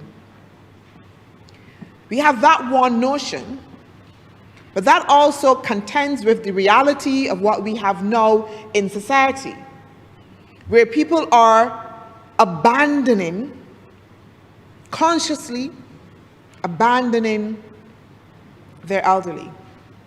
And sometimes it is hard for society to make that distinction between those that make that hard, difficult decision and those that willfully abandon with some intent. Mr. Speaker, sir, I made that decision in the context of being a working wife with a high demanding career, professional trajectory, who had for the past 10 years before that decision was made, was taking care of that parent, paying for private care in my father's house, so supporting 2 households, until it became extremely difficult to be able to split myself in 3 or 4. And I say all of that to say, Mr. Speaker, sir, that again, that we have to be careful. We talk very passionately about abuse and abandonment, but there's also another side as well. So I stand, Mr. Speaker, sir, to speak for those who have made that hard decision. And again, the judgment from society that you get when you have to make that hard decision. It was just a couple of weeks ago that I wasn't sharing my story, but I was having a conversation, and someone was telling me about a friend of theirs who was emotionally broken because she was faced with the same hard decision about having to put her parent in a residential care facility and what that meant, and the whys, and all of that. And she was struggling very, very hard. I remember, Mr. Speaker, sir, when I made that decision, and I wanted to have the best possible care facility for my dad. And so I would have toured probably like about 6 different residential facilities across Barbados. Mr. Speaker, sir, it was depressing. It was absolutely depressing. We have care facilities for elderly and people who need care that have stairs and narrow corridors. So if you have to use a wheelchair, get up and down, difficulty. With rooms with 6 beds in them that are there, so there's no space to maneuver, because as soon as you put your foot down and just stand up, you're facing somebody else that is there with you in the room. Where there's no privacy for families when they come to visit, that are dark, Mr. Speaker, sir, dark and dreary. So if we want to talk about engaging the elderly and keeping them and their minds fit, some of the conditions within these residential facilities are not amenable. I believe, Mr. Speaker, sir, that more than that, they would make them even more depressed. More depressed. There are, Mr. Speaker, sir, people who work in some of these facilities who perhaps, and I would be very careful here because I know that there are many who work very hard, but there are some of them, Mr. Speaker, sir. Oh no. Oh no. But then, Mr. Speaker, sir, there's also the high expense as well.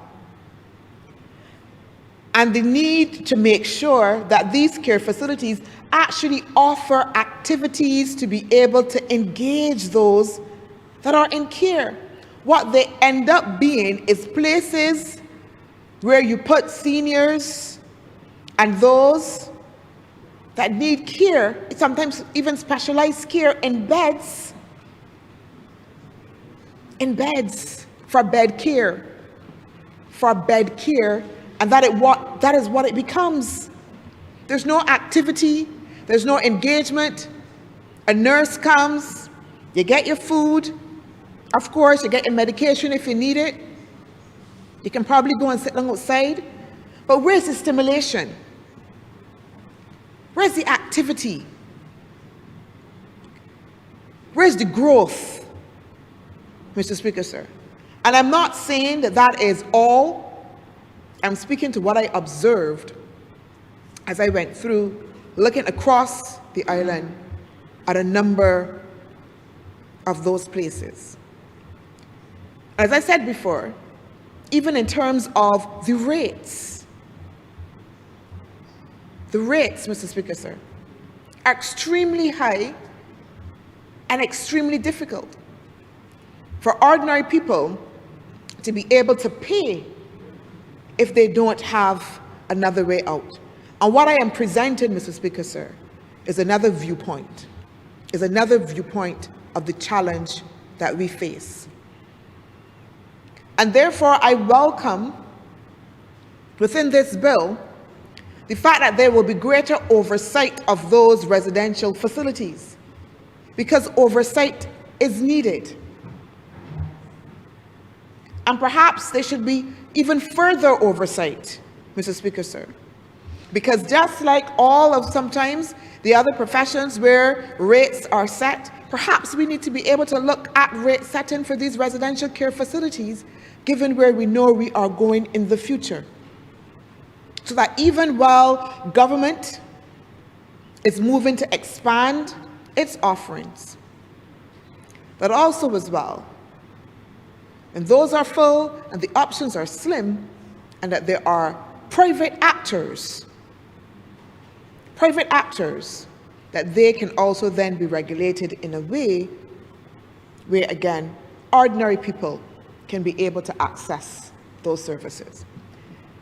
There are several persons, as was said in the chamber, within my constituency, as in others, who come with the same challenge, not wanting to abandon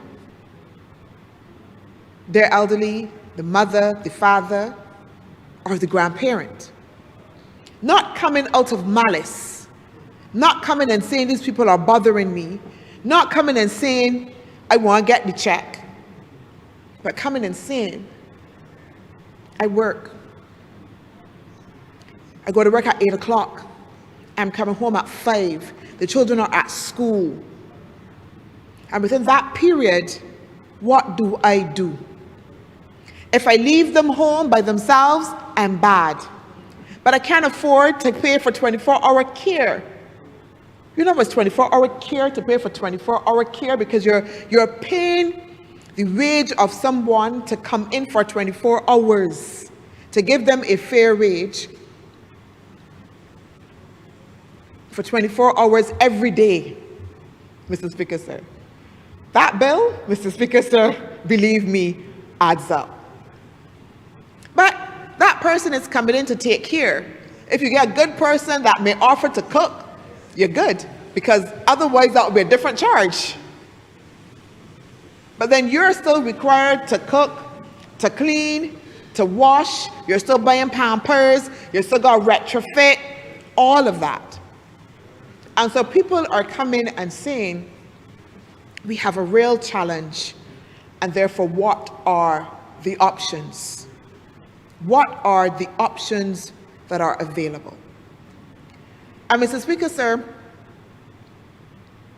there are some things that I believe that we need to look more carefully at. When I go back to the residential facilities, I hope again that one of the things, or some of the things that will be looked at, is the extent to which those residential facilities are carefully outfitted.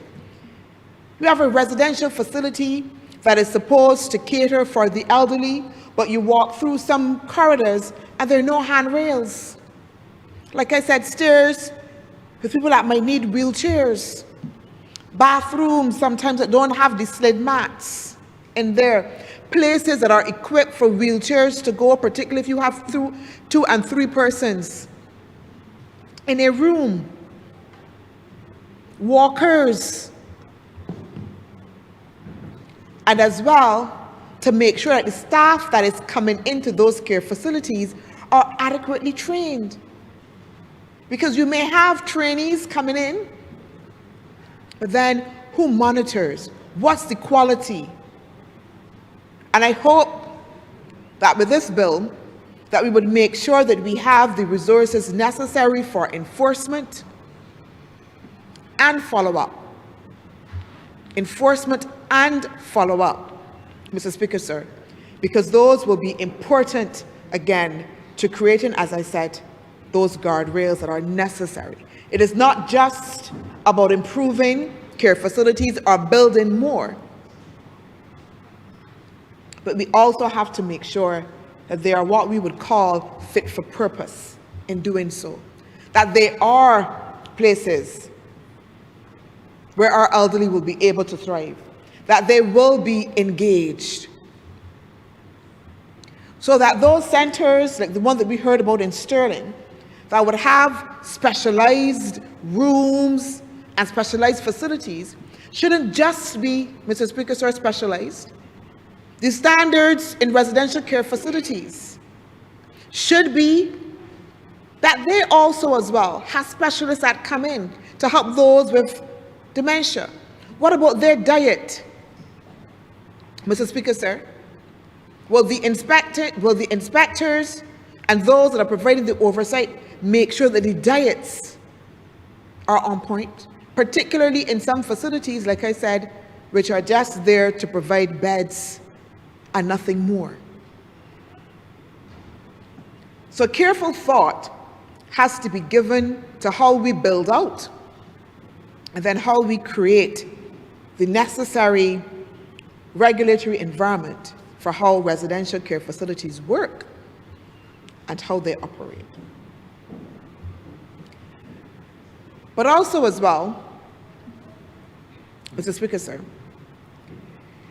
it is how we treat to families as well that are in that situation, that are taking care of their elderly. Because like I said, we very much speak to the issue of abuse. But what happens in families that are doing their best? We have within this bill provisions for at-home care. And I'm asking myself, because again, my own experience, Mr. Speaker, sir, I remember my dad was in the hospital for a bit, and he was discharged and came home. Mr. Speaker, sir, with nothing. My dad had surgery. Unfortunately, he had spinal surgery. He came home, was completely incapacitated, no movement. There was no list of things that said, this is how you should care for somebody who is incapacitated, somebody who's going to need to be now dressed, somebody who has a catheter. Nothing. Nothing. Blank. A wheelchair ushered him out. You put him in the car, and somebody will call you in about 3 months for an appointment, for a follow-up appointment. So my dad would have come home. He would have left the hospital, unfortunately, with some bed sores. And of course, us not knowing, have had no experience, bed sores got worse, had to deal with that. I remembered, Mr. Speaker, sir, I have an injury that I still carry now because I lifted my dad the wrong way. And therefore, it goes to that whole issue of training and providing support for households that are caring for elderly.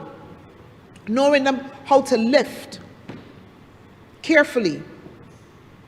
Making sure, Mr. Speaker, sir, again, that even within the household, in the homes, that again, that we can have all of the rails that we need to, the ramps. And Mr. Speaker, sir, I know that we are doing the best that we can, and there is facility to be able to provide some assistance for ramps and so on. But if we recognize that we have an aging population and that there will be greater demand, we also have to be right-sized to meet the demand. Because I would say to you, Mr. Speaker, sir, I'm still waiting today for the ramp. I am still waiting today, Mr. Speaker, sir, for the rails for the bathroom. And if I did not have the means, Mr. Speaker, sir, for myself to do it, yes, I would literally be still waiting for the state. And so again, my big point here is that we have to make sure that we meet the moment and meet the moment carefully. That even as I stand, Mr. Speaker, sir, in full support of this bill with everything in me, What I'm going to be most concerned about is how we execute, how we implement, and how we carefully, Mr. Speaker, sir, think about those guardrails that we need to see happen for the future. Because the moment cannot only be known that we recognize it, that we say, yes, we have an aging population and we have a wonderful bill. But how do we make sure that all of the other important key elements that are going to be practical in terms of enabling families so that they don't feel that they have to abandon their parents at the hospital? Because sometimes, like I said, there are those, yes, that will willfully do so, but there are those, Mr. Speaker, sir, that can feel that they have no choice, no other choice. I have within my constituency, again, a lady that we work with and provide support to. Again, a daughter in a house, Mr. Speaker, sir, that is extremely dilapidated. And while they want to fix that house, the landlord is not giving them the opportunity to do so. So they've been living there. I think the daughter is in her 30s, and the mom was living there before. So I think something like 40-something years. The landlord has continually refused. So she is elderly, somewhat incapacitated, and their toilet is the backyard. Their toilet is the backyard, with 2 children in the house. How do we make sure that circumstances like that don't become, again, a driver? Because we ask ourselves, who would blame her? Mr. Speaker, sir, how would I fault her? How would I fault her? And she says, and put her hands up in the air, that's the daughter, I have no choice. I have no options before me in order to be able to facilitate. So the carefulness and the thoughtfulness comes to when we understand all of the sides of what it means to care for, to be responsible for our elderly as well. I also, as well, Mr. Speaker, sir, want to acknowledge that there are elderly who remain active, vibrant, and want to be able to continue to play a role in society, that have a lot to offer, that are strong physically and mentally, and that there is within our society an ageist attitude that would suggest that they need to be relegated because they have served their purpose, they've worked hard, go and retire now, go to queue and have a good time, and that is your space where we want to see you. But that in the active realm of still contributing, that is a space that is reserved for others. Mr. Speaker, sir, I met this lady again during the election when I was canvassing. One of my canvassers said to me, you have to come meet this lady. And I remember I passed the house a number of different times. And I said, but I always go there, but nobody answers. So she said to me, the lady lives by herself. The house is closed up, but she's normally there in the back bedroom, so you have to call ahead. So I went to the house, we called ahead, made the appointment, and I went and I sat down with her for about an hour and a half. Wonderful house, nicely outfitted. And the lady told me about her life story, her experiences. For whatever reason, her children and her perhaps, don't get along well, so she was living there alone herself. She'd worked for a number of years in England, brought back her money, built her own house, and all of that. Mr. Speaker, sir, she told me about how she grew up, about the hardness of her life, about how she was sold by her mother to a coolie man to go and work with that coolie man when she was a child in order to be able to bring in money into the family.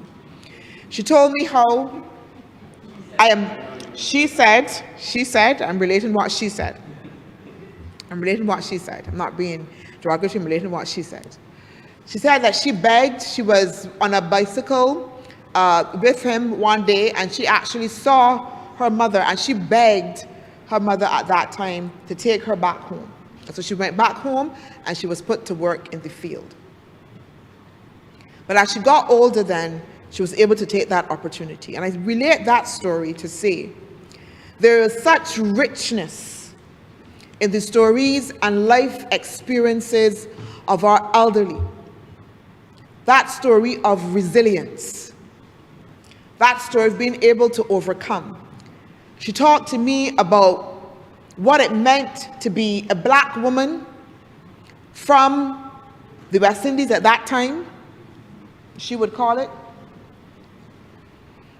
growing up in England, working, saving her money, and then being able to come back home and the pride and invest and be able to help her children as well and invest, and now with the roof over her head. But as she said that, and as she came to the end of the story, the pride started to give way to pain, because she said, I'm locked here in this house because after all I have given and done and sacrificed and come back home, there is nothing for me. There's nothing for me. The children don't come to visit. She has one friend in the neighborhood who will come and help and look at her, and they'll share a meal together and often check in. But her life now has shrunk to that house and that space and that sentiment of there's nothing for me. All of that life experience and stories that she helped me captive for over, like I said, an hour and a half, nobody else hears. And again, that is because we relegate them.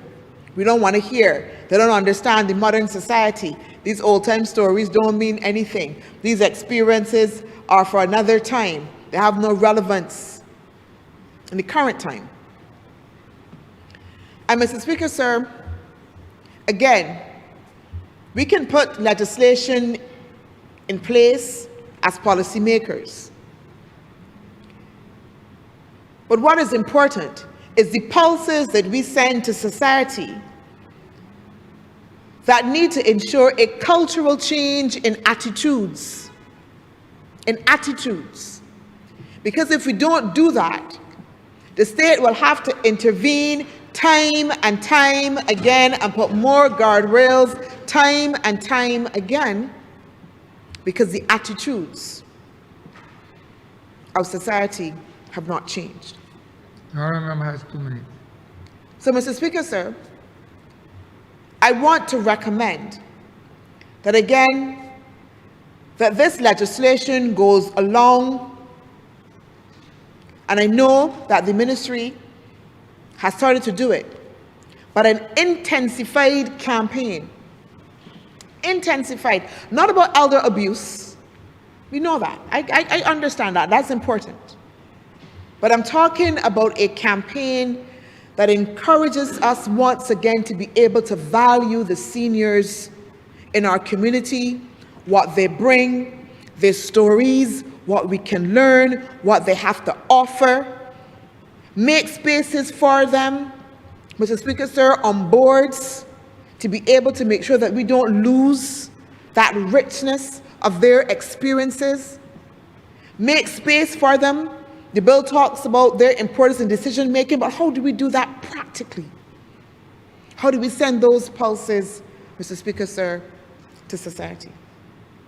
Mr. Speaker, sir, I close again with full support for this bill, full support for the acknowledgement that government is doing what it should in establishing, as I call it, those guardrails.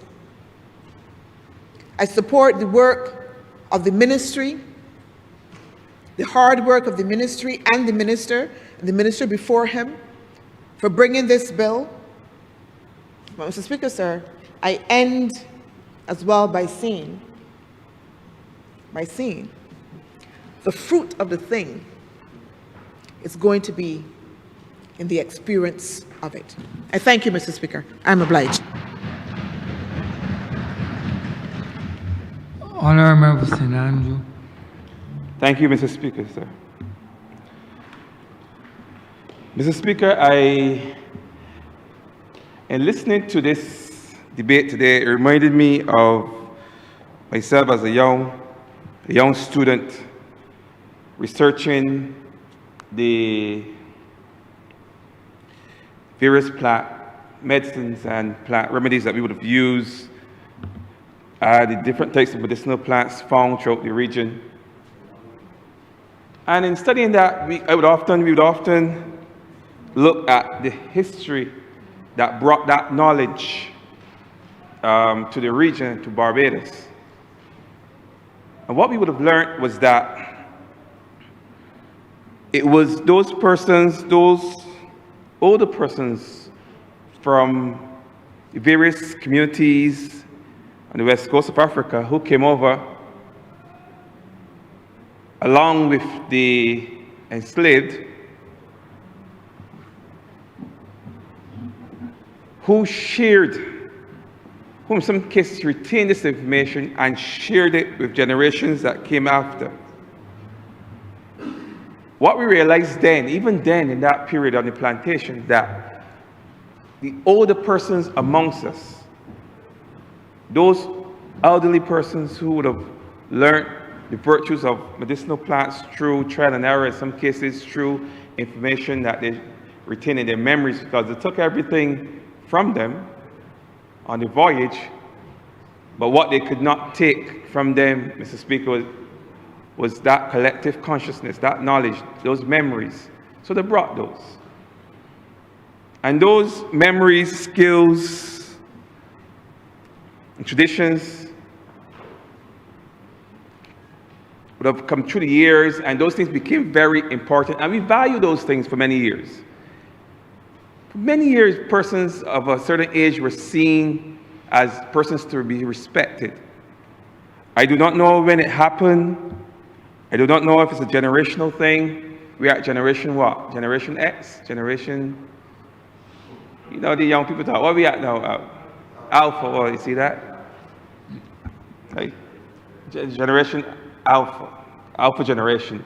But what we've seen is that there's been a shift from that view, from that tradition where we value our elderly, our old people, as we call them, to now those persons are made to feel ignored.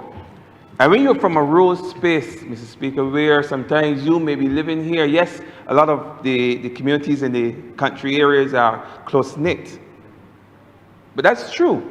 But what is also true is that a lot of the areas in the country are sparse. Areas are sparsely populated, so a person may live alone on a plot of land, and his neighbor may be maybe I wouldn't want to say a mile, because it wouldn't be a mile, but a good distance away from where he lives. And he will work that land all his life. He gets old and he's in there. His children have to go and work, and he's there lonely all day long, nobody to see him, nobody to talk to. These are things that we experience in the countryside. So it has both the benefits and the various hardships that those in other spaces will experience, but I think that we experience far more in the country. But my point is that sense of importance and value that was placed on the knowledge and the traditions that we would have inherited, I think that has somewhat dissipated. And we say everything that we do, everything. Just recently, I was reading somewhere that there's a saying in Africa that when an old man dies, an entire library burns down. And I understood that to mean that all the knowledge and everything goes with the old man. And in a ministry where he works, where there's always need for traditional knowledge, institutional knowledge, but you also need that other, that know-how from the communities. You get a sense that even with that, sometimes you find that persons don't even respect that experience, that lived experience. And remember, for St. Michael South will tell you that as much as the engineering knowledge is good, and we value that experience is extremely important, because those older people know how water would have discharged from the road, how it flowed. They know when it rains, what happens in certain area, how the land moves. They know these things. We can only guess, and we can model this, and we can model that. But the reality is that when someone lived through something, they know. And it kind of breaks my heart today to be living in a society where now a lot of that is not value anymore. People have no regard for these persons anymore. They leave them at home. They leave them in hospital. They don't want to treat them when they're ill. You know what's heartbreaking even more? You have situations in some communities where there's a person in the house, you know that the person is suffering. You know that the person is not eating, they're getting small, they're not coming out. And you have other people in the community, and they say nothing. And I don't think they don't say anything because they're spiteful or they're mean or they're wicked or anything like that. I think in our tradition, people find it difficult to go and report another family, another family in their community. And that's why I'm glad that this bill speaks to this mandatory reporting, because you need to tell somebody when these things happen. These things are awful. The poor old person, old man, old woman is in there. They're suffering every day. They're not eating, getting a good meal. Sometimes they try to do things for themselves, but they can't. They're starving. And people are seeing this, but it's not my business. That's not my business, because I don't want nobody to curse me. I don't want nobody to wallet me down. I ain't getting involved. And that's something that we need to stop. And I'm glad that we have had to put things in legislation to ensure that this never happens. It never happens. Again, or at least there's recourse for persons when it happens, because we need to value our elderly. There are a number of things that I think as a government we have done over the years that shows that we have been putting, because everything ties in together, we've been putting things in place to ensure that our elderly people are cared for. If I look at St. Andrew, for example, I look at the work that was done down there in terms of building out some of the facilities, the outpatient clinic, the post office. Yes, anybody could walk into a post office, anybody could walk into an outpatient clinic, but when you go down there any Wednesday, any Monday, you see a lot of old people. You see a lot of the elderly, that's where they go. And they go there because they're familiar, they go there because it's close, and they go there because it's accessible. And I think so, some may go there also to socialize and have a chat, especially the post office. And this is all part of caring, because you understand the demographics of a place, you understand that you have a lot of elderly, you understand that certain things they like to do. And you put measures in place to ensure that facilities are there for them, so that gives them a little bit of dignity as well. Because when you can just get up and walk and go just across the road and visit an outpatient clinic, you still feel that sense of independence. I think just like a child wants to be independent as it grows older, I think a lot of old people also want to be independent as they grow older, because you know that they revert to being almost childlike again. And they fight that. So then you see those clinics You see those outpatient clinics, you see those post offices that one was open, I believe, down in St. Lucie. You had a clinic here in St. Thomas and St. Andrew and St. Joseph. These facilities, yes, they're for everybody, but they're mainly, when those things were conceptualized, you had those elderly persons in mind. Because they don't want to catch the bus. You don't want to run the risk of them getting lost or having to wait 2 or 3 hours for transportation. You don't want that. So you put those facilities in place to ensure that these things are right there. This is part of caring. But that's what government has been doing. So this is nothing new. This bill is just part of what this government's policy towards the elderly, to ensure that they care and they're let to live a life of dignity. I know the member for St. Microsoft mentioned standards. You know, there's a saying amongst engineers that when you build without standards, you already built to fail. And we cannot afford to fail our elderly, especially when we building facilities. We are building facilities, whether it be buildings or even infrastructure that is not built to standard. Because the ramp that is too steep poses a danger for that elderly person. That rail that is not put on properly poses a serious danger for an elderly person, because, you know, at our age, and I'm heading hard to 50 now, when we fall and we break something, I'm one of the youngest persons here right now, but yes, I'm heading hard to 50. When we fall and we break something, we don't heal as quickly as we used to. We don't. And I'm still relatively young. So when you have a person, an old person in his 70s, and that person falls because a rail was not built to standard, or a ramp was built too steep, or what have you, and that person falls and harms themselves, you're really putting that person's life in danger. And that's why we've taken, in our ministry, we're looking seriously at standards. We may be more concentrating on the standards for infrastructure, but you're also concerned about the standards for buildings as well. Because those buildings, those facilities will house persons with various age and disabilities. So we have to be concerned about that as well. So that's why we are not only looking at resilience, but we're looking at how these standards would impact the well-being of the elderly amongst us, and the disabled, any vulnerable group amongst us, we take into consideration. That's why that we are ensuring that when we look at what are international standards, and we build to those standards. We're not going to get it right in every single instance.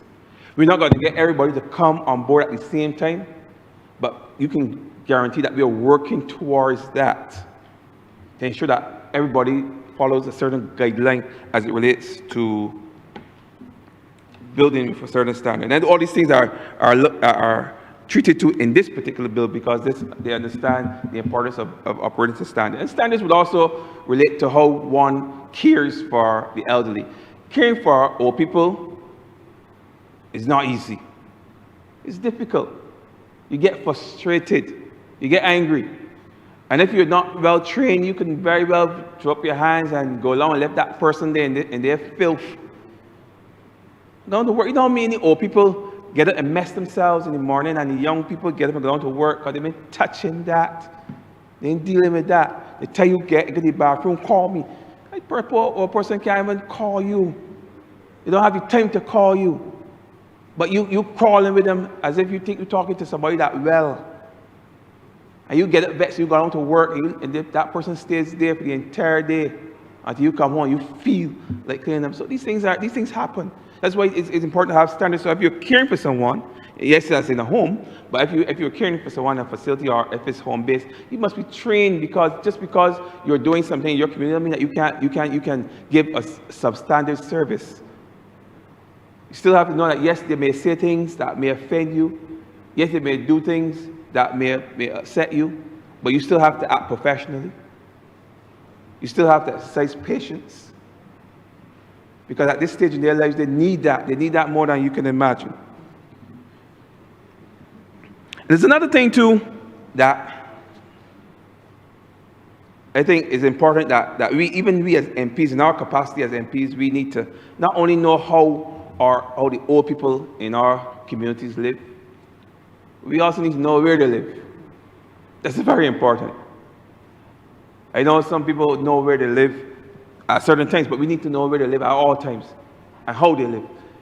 And that's why I encourage persons in communities to get involved in these various community groups, because there are things that you can do to assist. There are people living throughout your communities that have older people with all kinds of ailments and disabilities, and you need to know these things. We need to know these things. Somebody in the community need to know these things. And that's why I as a young person in St. Andrew, we would have formed a group, because we realized that there was no community group in looking after persons in Orange Hill and Hillaby and Farmers and Westmoreland, those places. There's nobody, only the family or close friends. And we felt, no. We need to form a group that we can do some sort of profile, a survey, get a sense of what ailments, what prescription, and so on and so forth. I know it's done at the national level, but sometimes you don't capture all the information if you do it at the national level. Sometimes you have to go in there with your small little groups and look for areas that are underserved. And we would have done that. I want to encourage persons to do that. If you're not part of a group, then join a group. And if there's no group, then form a group. But do something at that level to assist in caring for the elderly, just like the government is putting legislation in place to care, because legislation alone, as you say, is not going to do it. Persons have to actually care as well. Persons have to put in effort to ensure that the care is given and it's more holistic. Now, there's an aspect of this that speaks to the abuse of the elderly. And we as men, something that many men face, where they're abused financially by females. I'm sure that there are some older females who are also abused. Well, some people may argue that some men give away the money, and they give it away with glee. Right? Some people do that. I am sure that in many cases the happiest money that they ever spent. But that does not change the fact that it can be construed as abuse if it gets out of hand. And as I said, the same thing applies to some women, older women. There are people out there who may take advantage of older women as well. Maybe not as frequently as the other way around, but that's the world that we live in. And I think that it's something that, even though, yes, we may make light of it, because, most men would tell me, I know there are men who would tell me that it's not abuse. But they look forward to it. So it's not abuse. But the simple truth is that in some cases it goes too far. When it gets to the point where you are giving away everything and you can't buy food for yourself, or you have to go back and beg back for money. You can't pay, but you gotta go back and beg back for money to buy something for yourself. Then no. And it gets that far, you can't pay your bills, you find yourself on the street. But whenever you get a pension, somebody can find you to change it for you and spend it for you. No, that's not wrong. That's not right. That's wickedness. And we need that when that happens, that there are measures in place that those persons have recourse, or the family has recourse. If it's the family, or somebody can turn to somewhere for recourse. So I just wanted to put that in there, because I know that is perhaps one of the most rampant forms of abuse, of elder abuse, that we see in this country. And because of our culture and because of our history, we've come to not acknowledge that form of abuse as actual abuse, but that doesn't change the fact that it is abuse. And I'm glad that we are addressing that now in a serious way to ensure that those persons who fall victim to people like that, and scrupulous persons like that, can have some form of recourse. So as I close, I want to reiterate again the importance and the value of the older persons in our communities. Legislation alone would not help us to see the value. I think that we should look within and really determine amongst ourselves how important these persons are. You're not going to realize it until they are gone. Very often, it's too late when people realize how valuable the elderly amongst us were. When I was a lecturer at university, there was a course that we taught called, I was going to mention this earlier, but it slipped my mind. I'm going to mention it now. There was a course that we taught called The Making of Caribbean Words and the study of Caribbean words and the making of Caribbean glossaries. I think there was 2 courses that I taught, and those were the 2. And one of the programs that we wanted to do was to engage some of our older Barbadians, just to get some stories, and so we can document those stories and have them that they can share with for future generations. And we talk about it in the university. We talk about it in the linguistic department where I was based at the time, and we even train up some young linguists in the skills of chronicling and compiling dictionaries and working on definitions and so on and so forth. But we never got beyond that stage. And in that period, and as I started teaching at university now, good 11 years now, but in that time, we have lost so many of our elderly and so many things, so much knowledge that could have been useful to us today to help us to understand all the things that we're seeing, the climate change, the road infrastructure, the failing of our bridges and so on and so forth. So many things that could have guided us now in doing our work. Even some of the other social things we've lost because nobody, and I'm saying I hope that somebody don't have the time now to do it as I did back then when I was a student and a young lecturer, but somebody can undertake the task of going out there and engaging these elderly persons, talking to them, recording their voices. But you don't have to write things anymore. You don't have to transcribe anymore. When I was a student, you had to write and transcribe. And transcribing took hours and hours and hours and hours. You had to do it in groups. It took so long. Now you have technology that can record and transcribe for you at the same time. That we really should use that technology, that AI technology, to go out there and engage some of our old people, our super centenarians now, our 90-year-olds, our 100+. Just talk about just random things. We used to talk about just random things, just to hear them start to tell them stories and then record those things. Because when they're gone and they're gone forever. And I just want to implore somebody in hearing of my voice to take that challenge. We have all kind of challenges on IG, on social media, a lot of foolishness if you ask me. But that's this one, I think this is a worthwhile challenge, and I want to encourage someone to take it up. So as I close, I want to fully associate myself with this bill. I support the work that the ministry is doing to ensure that the elderly among us are cared for and they're protected. And with those few words, Mr. Speaker, I'm obliged.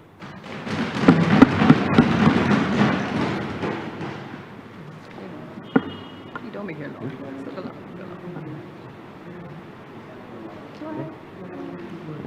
Honourable Vice President Central. Thank you very much, Mr. Speaker.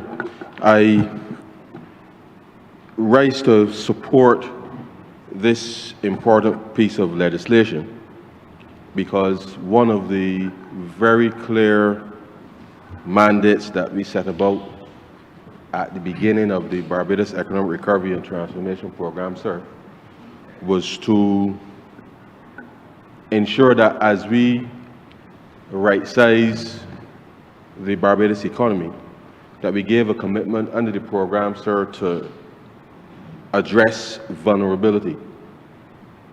And that vulnerability presented itself, sir, in various ways. And one of the things under the program that we put in place, sir, at least from the outset, was to address what we describe, sir, as a minimum floor on social spending, which we've put in place and we've continued and maintained throughout all the BERT programs to date to ensure that persons who were truly the most vulnerable, sir, at least will have a financial floor below which we will not allow families to go. And so coming out of the program, we also indicated that we wanted to reform clearly a number of the services that we were providing socially. And to that extent, as we were tracking the spending associated with the targets under the program, we then set about focusing on how do we respond to families. And the response, as we went through the initial start of the adjustments to get things back on track financially, we then focused first on the matters relating to children, and you know, sir, that we came and we brought both the Child Justice and the Child Protection Bill to this chamber as part of how we were going to systemically address issues of vulnerability. We have been global advocates on climate change and vulnerability with small states and ourselves at that level, seeking policy space to be able to address those things, specifically to ensure that we could deliver, sir, on those things that matter to people and their families in their everyday lives. And I know that this is a journey, because as we continue to focus on how, as we describe in economics, sir, overlapping generations relate to each other, that as we are here today to focus on the older people's bill, and I know that my honourable friend delighted in presenting this bill for us today, the reality is that many of us, sir, if not all of us, can relate stories of engaging with our grandparents, sir, growing up. As I've told this chamber on many occasions, my grandmother raised me, as most grandmothers raise a number of people in this country, and great-grandmothers, sir. And so we really do have a duty to ensure that as people genuinely age, that the protections that we have put in place, certainly for children, to be able, who are genuinely vulnerable, that we do so in the context of the vulnerability that presents for older persons. And in between this attempt to focus on the protections for children, sir, no protections for older persons in this country, we also sought to address, sir, protections for persons with disabilities. And so on the social front, whilst we accept that legislation and the government can't, as I said in the budget, sir, we cannot legislate love in people's hearts. We can create an ecosystem that allows us as a society to be responsible and to be responsive. And that as much as the minister and his team, the honourable member for St. Michael South, the former member for St. Thomas, sir, who was here with us earlier today, in leading this charge to be able to help deliver some of these key reforms.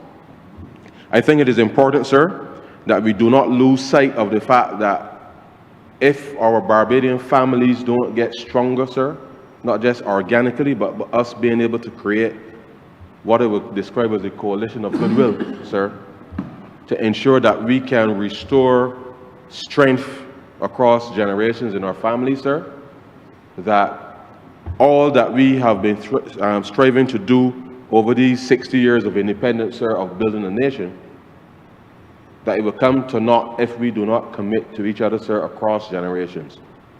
And the government, we've taken the necessary steps to improve our systems, to address how we respond to families.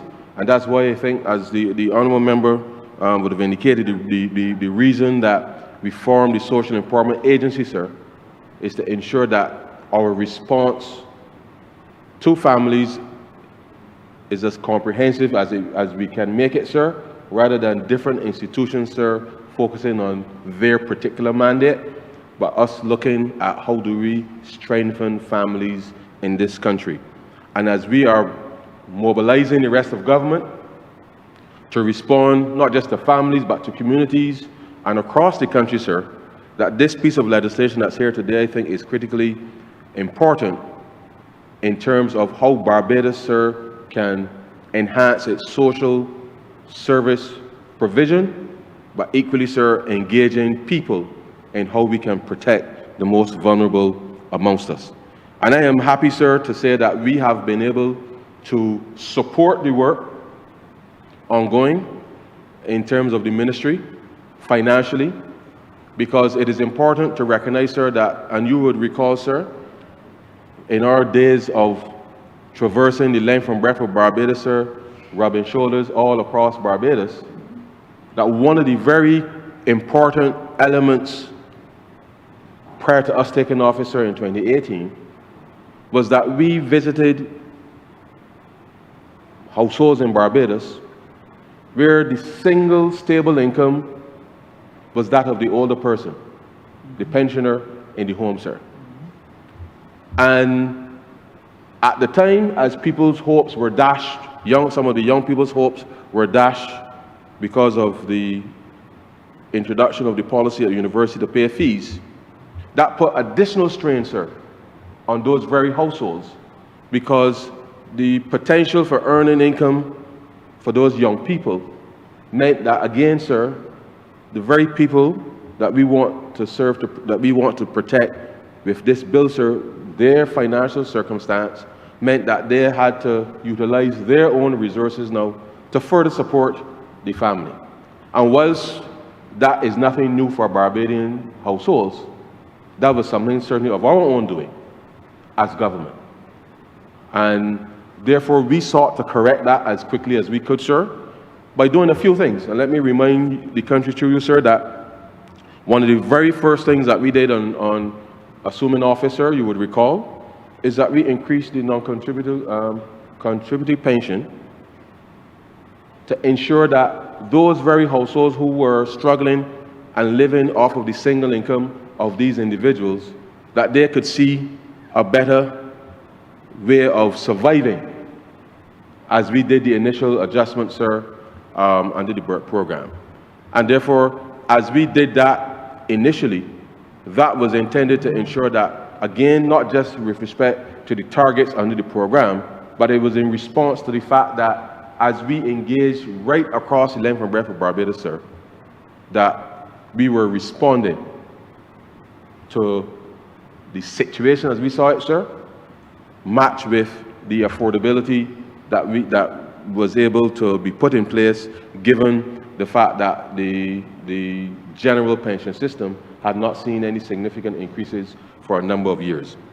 Equally, sir, as it relates to older persons, when we completed the debt restructuring, sir, you would recall that we came back to the chamber and we advanced the prepayment for pensioners, older persons, sir, for whom they could not wait the prescribed period of time, to ensure again, sir, that the social protection element and to reduce the vulnerability, that we were able to allow those policyholders of CLECO and those policyholders of British American, sir, who had waited up until that point, sir, 10 years for a resolution, that we were able to prepare some of those persons such that in the twilight of their years, sir, that it would not be as hard on them and their families, given that we understood, sir, that even though we had reintroduced tuition fees at the payment by the government of tuition fees in September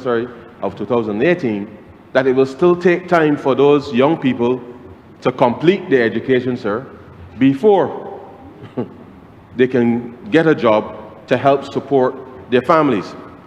And therefore, the government has been consistent, sir, with respect to how we respond to vulnerability.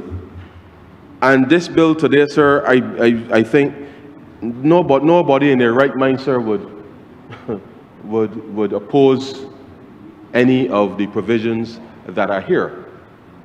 Because this really is about ensuring that there is a level of protection, sir, for people when they age. And as you know, sir, we are no longer as young as we used to be. and I know that as my friend from St. Andrew, the Honourable Member for St. Andrew said earlier, we headed hard for 50. Some of us, yes, are heading hard for 50. Some of us are a little north of that, but the reality is, sir, that we all live in a society, sir, where we like to believe that there's respect for elders, which needs to come back with greater force, sir, and that we are committed to a type of society that honors the sacrifice, sir, the sacrifice that many of our older people made for us, sir, to benefit from. And I mean that genuinely, sir, because I know that many of the persons that are covered under these protections labored, sir, to pay taxes to send me to Wesley Hall, sir, and pay taxes to send me to Commonwealth, sir, and pay taxes for me to go to university, sir, like all of us. Pay taxes, sir, that we can go to the polyclinic. In my case, sir, it was Black Rock Polyclinic, to have health care provided to all of us, to me and those in the surrounding areas.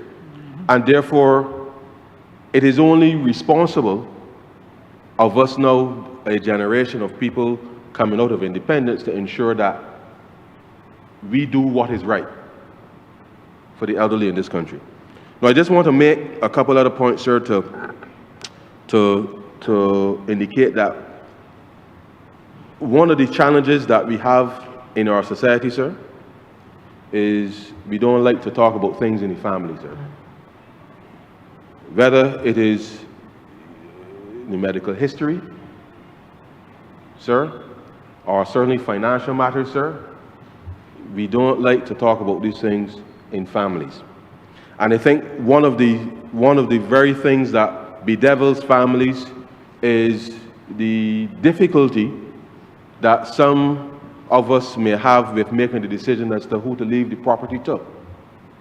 And these are things, sir, that create some angst, as you would appreciate, sir, in helping to resolve these matters within families. And therefore, I believe that we need to do more within our communities. I know the financial literacy program is embarking in more community engagement, but the reality is that a lot of our elderly persons have worked hard, acquired property, they raised families, sir, in this country. And whilst the government has put in place mechanisms with respect to the deed of gift, as we articulated a few years ago, sir, in relation to helping families to transition property ownership in these spaces, these are the things that we need to engage with our elderly population as to how they can transfer ownership, sir, to to whomever, children's dependents, so to speak, so that their rights certainly can be, yes, protected in that context, as part of how we support their livelihoods into their old age.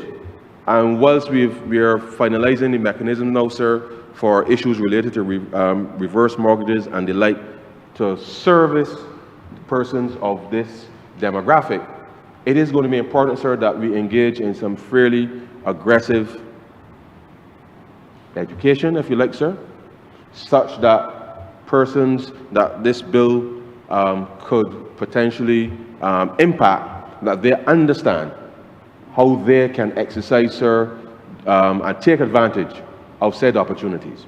Now, sir, family life in the West Indian context is not in any way to be construed with what happens in a Western static definition.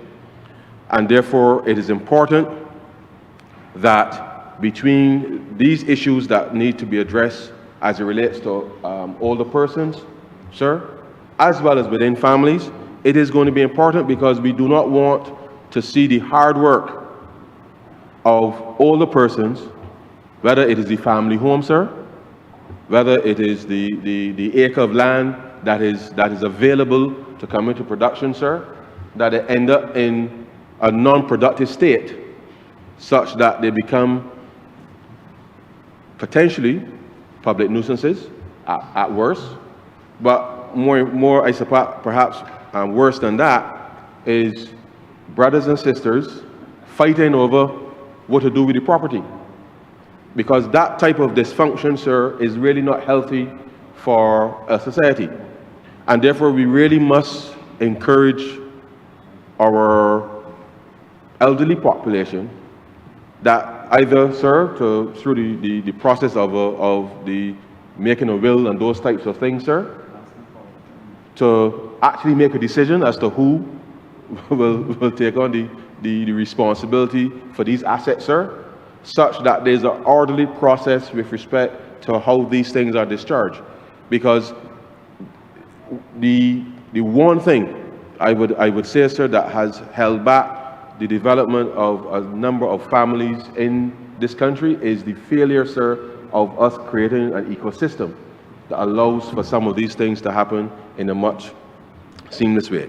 And I raise that in this context, sir, because whilst we are talking about protecting and providing care for persons clearly when they're alive, and we certainly want all of those things to be in place, the reality is that the better use of some of the assets that people do have whilst they're alive can help deliver, whilst they're alive, some of the standard of care that we would want for them to have whilst they're still alive.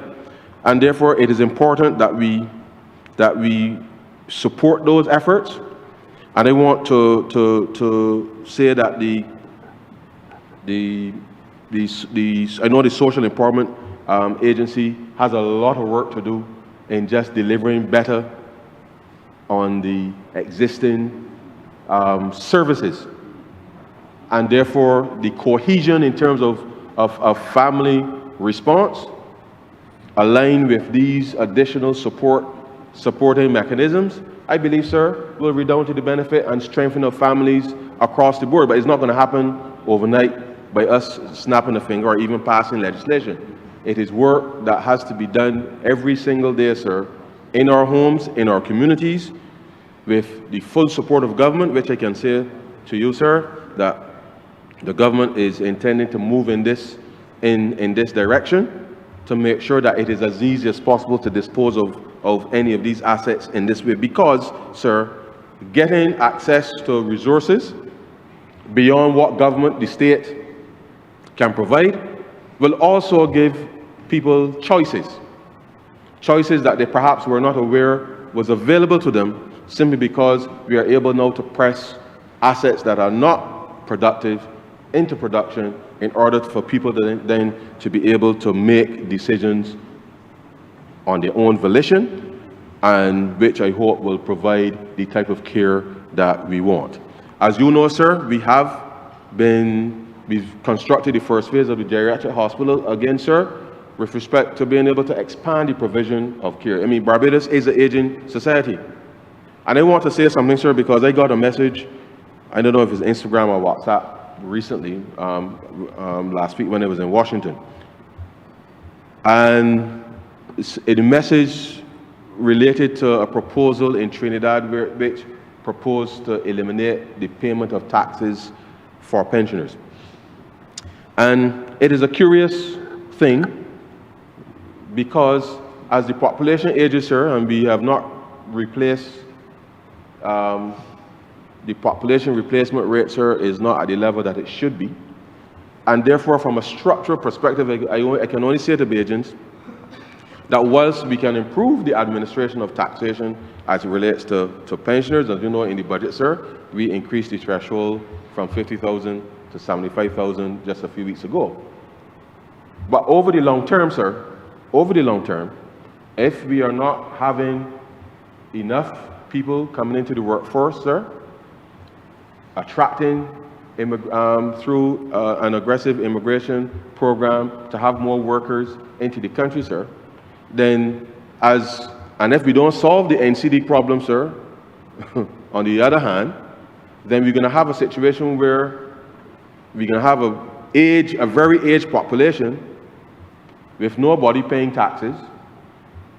And if nobody's paying taxes, then it means then that the services that people will expect when they go to the polyclinic or the QEH or what have you, sir, in terms of just the normal function in the economy, then we can just have a lot of older people looking around at one another trying to figure out what happened.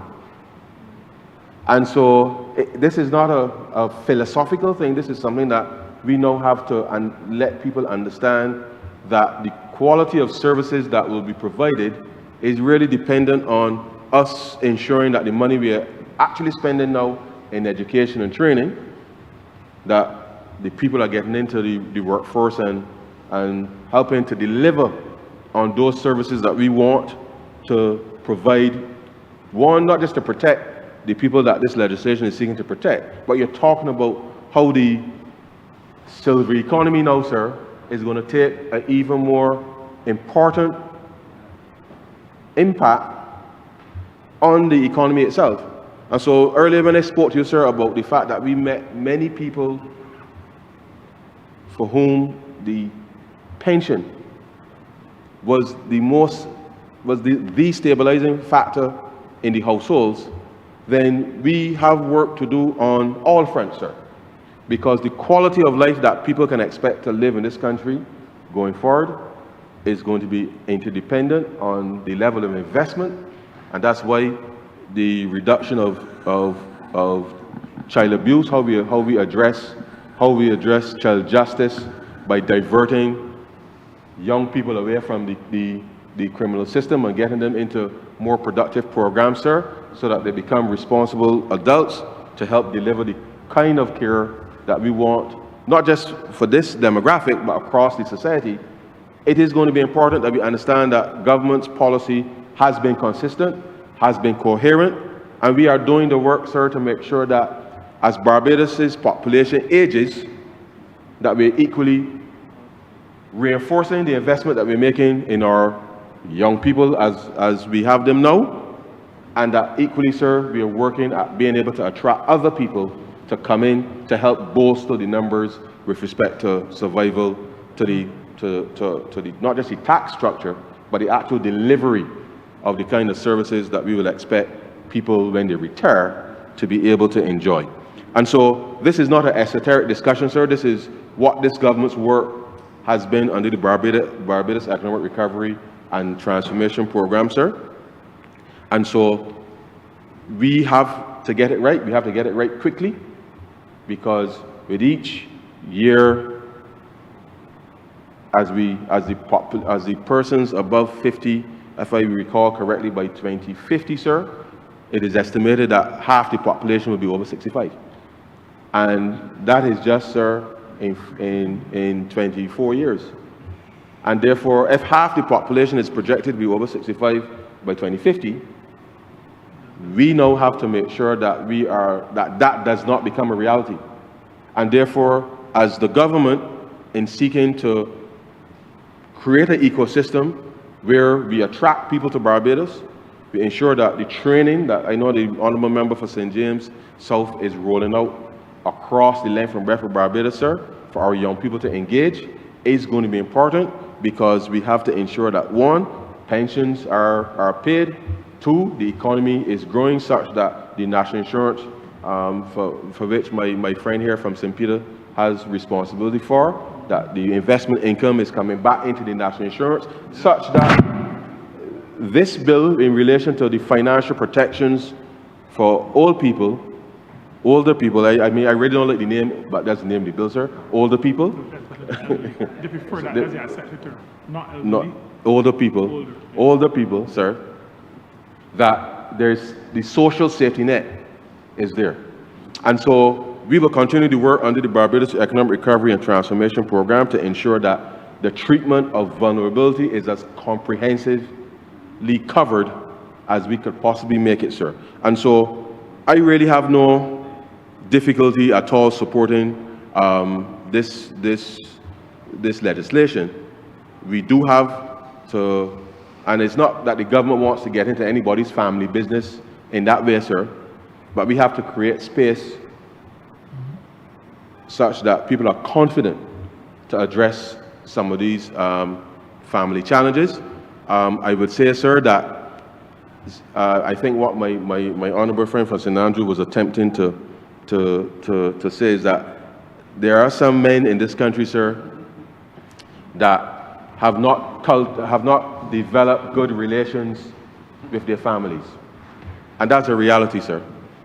And as they age, regrettably, the nature of those relations or lack thereof play out.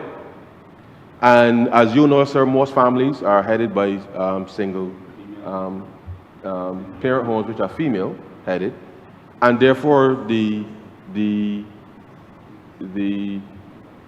perhaps acrimonious nature of the relations, for whatever reason, sir, it festers.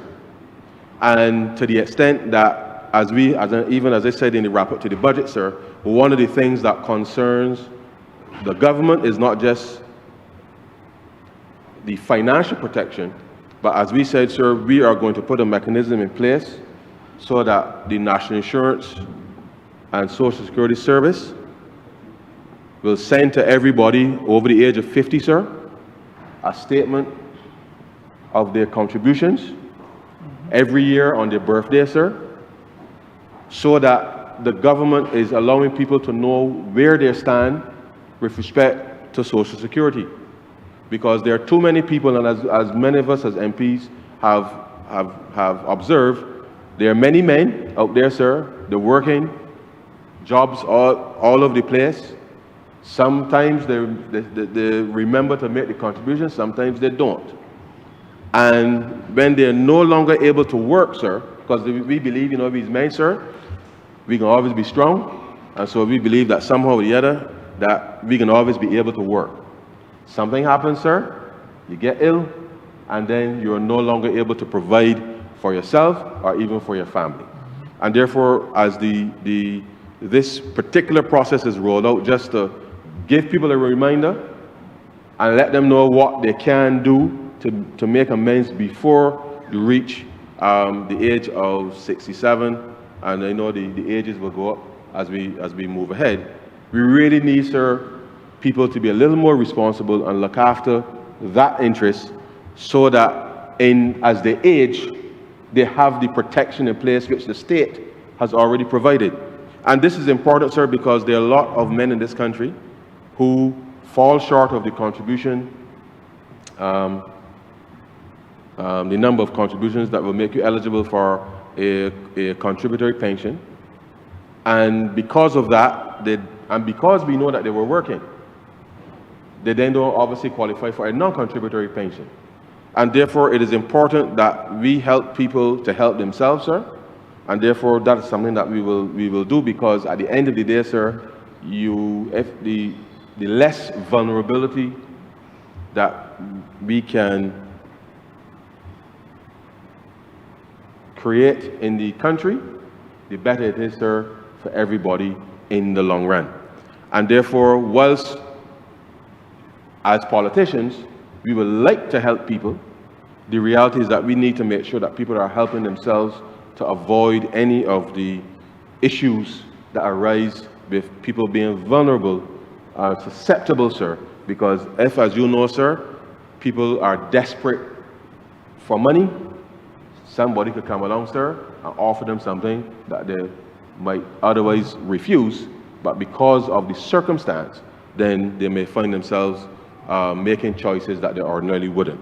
And therefore, these are some of the things, sir, that we are working to be able to address whilst we close the circle, as you would say, sir, with respect to vulnerability. And therefore, let it not be misunderstood that this government's mission since assuming office on May 25th, 2018, sir, has been to transform the lives of Barbadians. And in so doing, sir, we have been able, through first the Inter-American Development Bank, we had a policy-based loan 2 years ago, which focused on the reforms within this social sector space. Last year, the OPEC Fund for International Development, sir, further augmented the work that was being done by the Ministry of People Empowerment, sir, for us to be able to advance some of the work that was presented, not just here today, but work that's ongoing. And therefore, the government has been committed to the social transformation of Barbados. And as I said, whilst legislation of itself, sir, does not cure the ills within families, we are creating an ecosystem that allows people that, should they choose, that they can get some of these issues resolved in quick order. And so, sir, I am happy to support this bill. I commend the work, as I said, of the former member from St. Thomas, the member from St. Michael South, as well as my good friend from Christchurch West Central, who I know took absolute glee for leading this debate today, sir, and to say to all Barbadians that your government is working to ensure that where issues arise, that we can address them, sir, systematically. And our focus has always been to ensure that we lift the fortunes of those who are most vulnerable in our society, and we are committed to be able to find resources to deliver better for our people, sir, and that in doing so, I hope that people will see that the clear link between having a stronger economy also equates, sir, to having stronger families and stronger communities. And with those few words, sir, I'm obliged to you. Thank you, Mr. Speaker. I gave way to the last speaker, not because I thought he would be short, because he never is, but I did feel that it was necessary to do so, given that with his experience certainly in leading us through a very difficult period in relation to economic matters, that on a bill that is particularly important to the seniors of this country and certainly for all of us who are aging, that certainly context needed to be given to the genesis of this bill and certainly what the Ministry of Finance has been doing in relation to making sure that we prepare the platform to allow those of us who are aging to feel a little bit more comfortable that our government is certainly working in our best interest. Mr. Speaker, there are times when perhaps all of us in this place are divided on a few things. Sometimes we agree on a few things. But one of the things that for me in relation to this particular bill is clear is that whether sometimes we may not have the same experiences or we don't have the same backgrounds, one of the things that grounds us, I think, is that we have all gotten here as a result of being birthed into this world, and we therefore have the experience of having parents to have cared for us at some point, or even godparents or grandparents who we have been raised by.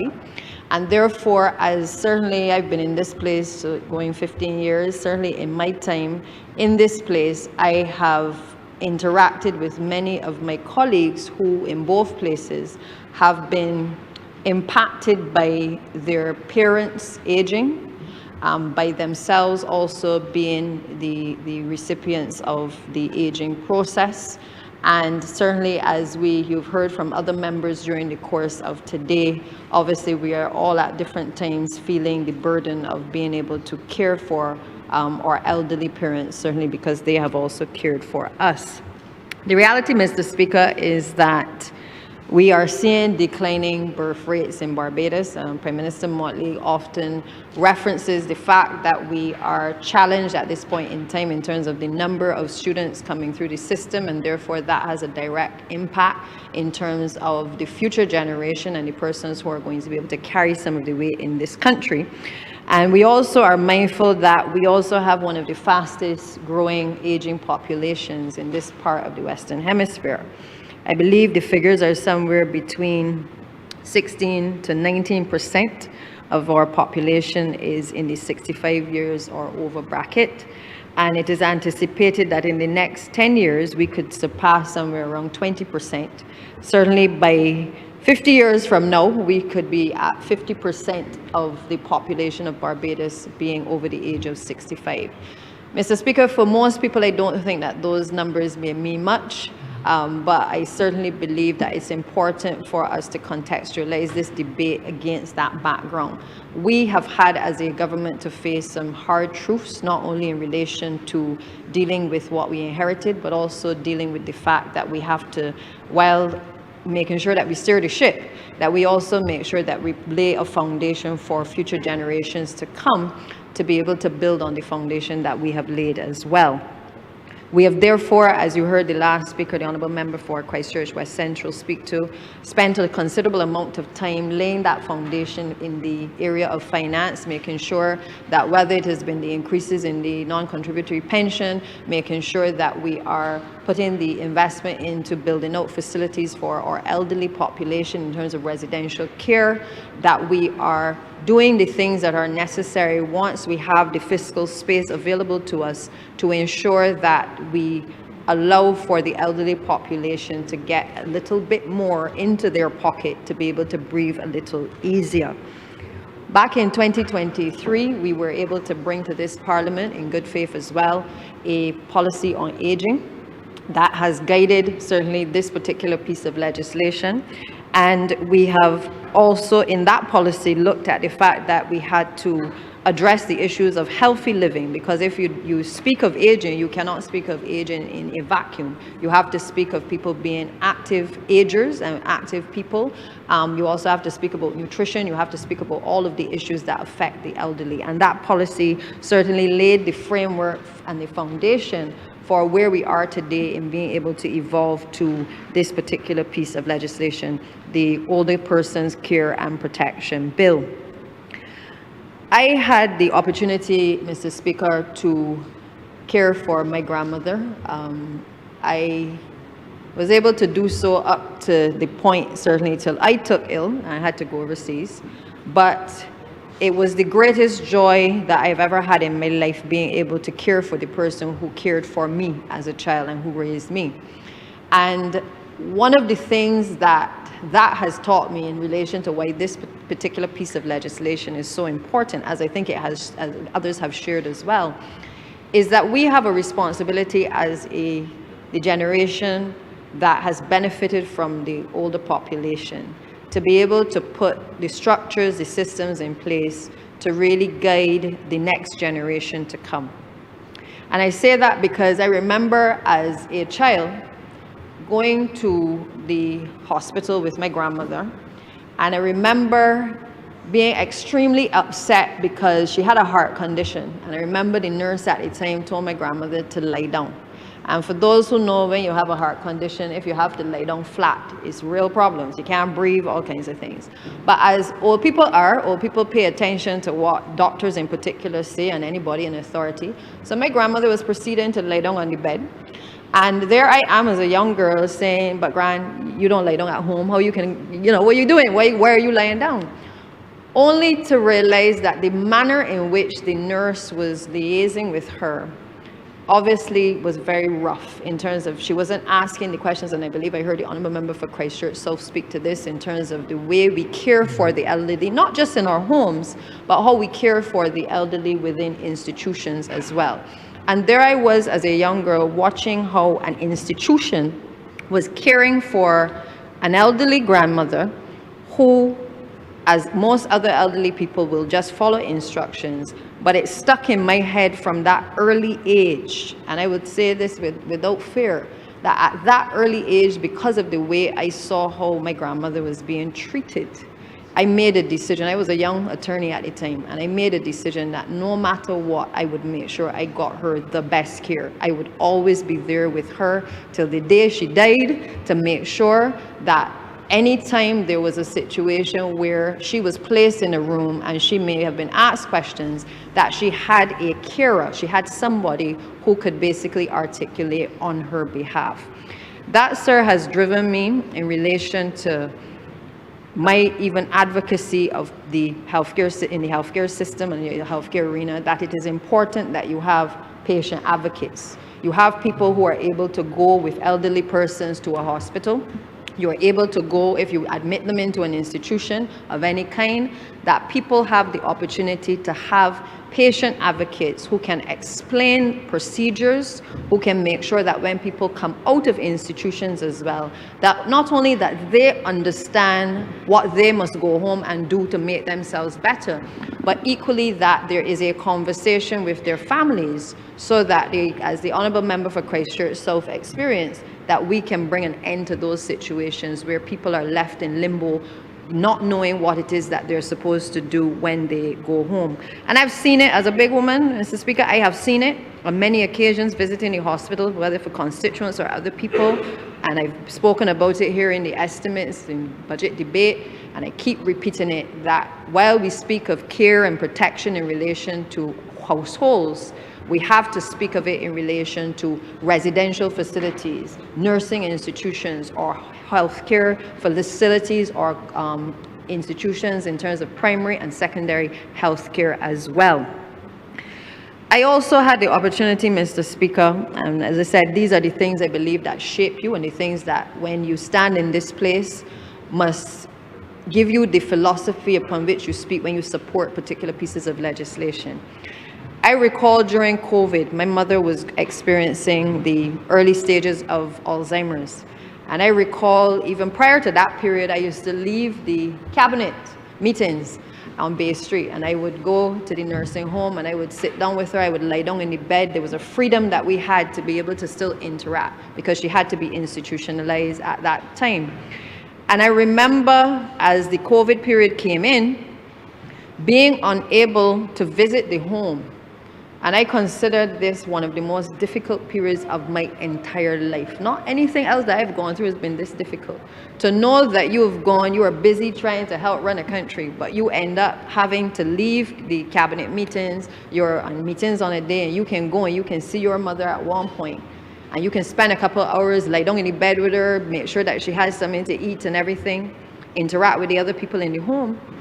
But then COVID comes, and all of a sudden we are basically shut out, excluded from being able to be in that space, obviously for safety reasons. But I explain this because things have changed for so many people in this country as a result of that COVID period. You have a number of our elderly people who have not been able to get that sense of touch, the ability to hug. I lost that ability to hug my mother for a number of years, to be able to feel that touch, to be able to hold on to her, Mr. Speaker. And the reality is that it sensitized me to the fact that especially if you are accustomed to hugs and you are accustomed to love, that in our institutions, that when we speak of care and protection, we also have to get to a point, once we have the fiscal space, to make sure that our institutions of care also have facilities to be able to ensure that people are getting the specialist care that is needed to be able to massage them. Not just to do the podiatry, but to make sure that they are able to get the simple things of a massage, Mr. Speaker. Because when those things have been taken away from people, they are never the same again. And we've been fortunate that we've been able to come through that period. But we've been left with a number of people who are afraid to leave their homes. We are left with a number of elderly people across this country who do not want to venture outside because they still fear the interaction with other people. We have a number of our elderly people who don't have that interaction with a number of people because a lot of people in their generation have died off. And I can say this because, my father will be 85 on the 26th of this month. And he probably has more of an active social life than most old people. But here's the thing, Mr. Speaker. My father, at close to 85, I call him last man standing. Because many in his generation, many of the people that I grew up seeing him around and around his age, many of those people have passed on. We went to a funeral just on Saturday at Mount Tabor Church, where again another one in his generation has passed on. And I say this because while we bring this legislation, we have to place this in a context of the realities of what elderly people across communities are dealing with. We have a number of our people who are lonely, that sometimes just a little radio in the house, or I remember there was a gentleman who once asked me to just pay for the MCTV for him so he had interaction in his house so that he could watch TV, to make sure that somebody or something, some voices were being heard in the household after hours. Because while we did a fantastic thing in making sure that we had elderly care personnel within the households during the COVID period and after, the reality is that they go home at a certain point in the evening. And Mr. Speaker, many of these elderly people are left at home. They don't have anybody to engage with. They don't have anybody to talk to. Many of them don't have that interaction, or they don't have relationships with their children or their extended families. And as a consequence, many of them may rely on a person maybe in the neighborhood who might nip in and check on them from time to time. But the reason that this legislation has come into play is because I remember the Honourable Member for St. Thomas, the former member for St. Thomas, in this place from opposition to the time that she vacated this place, speaking consistently about the abuse of the elderly population that she encountered not only in her role as minister and then as advisor to the ministry, but also in her own interactions within her constituency as well, Mr. Speaker. I recall the former member for St. Thomas speaking to the concerns that were raised, because over the years she has helped so many of her family members. So many of her constituents battle the same dementia, Alzheimer's. And that honourable member, Mr. Speaker, did so as caretaker, as sibling, as everything, running the persons to the doctor. Because when you get to a state where your mental health deteriorates, even the people sometimes that you love, you don't want them around. You're going to accuse them of all kinds of things, because at the end of the day, your brain is not functioning the way that it once used to. I know sometimes when I visit my own mother, I'd have to tell myself, I'm not visiting the mother who gave birth to me.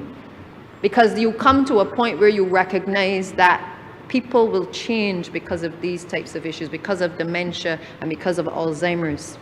When we were all little, we used to hear about how the old people, man, that old man mad. This old woman, man, you can't go around her, man, she going off.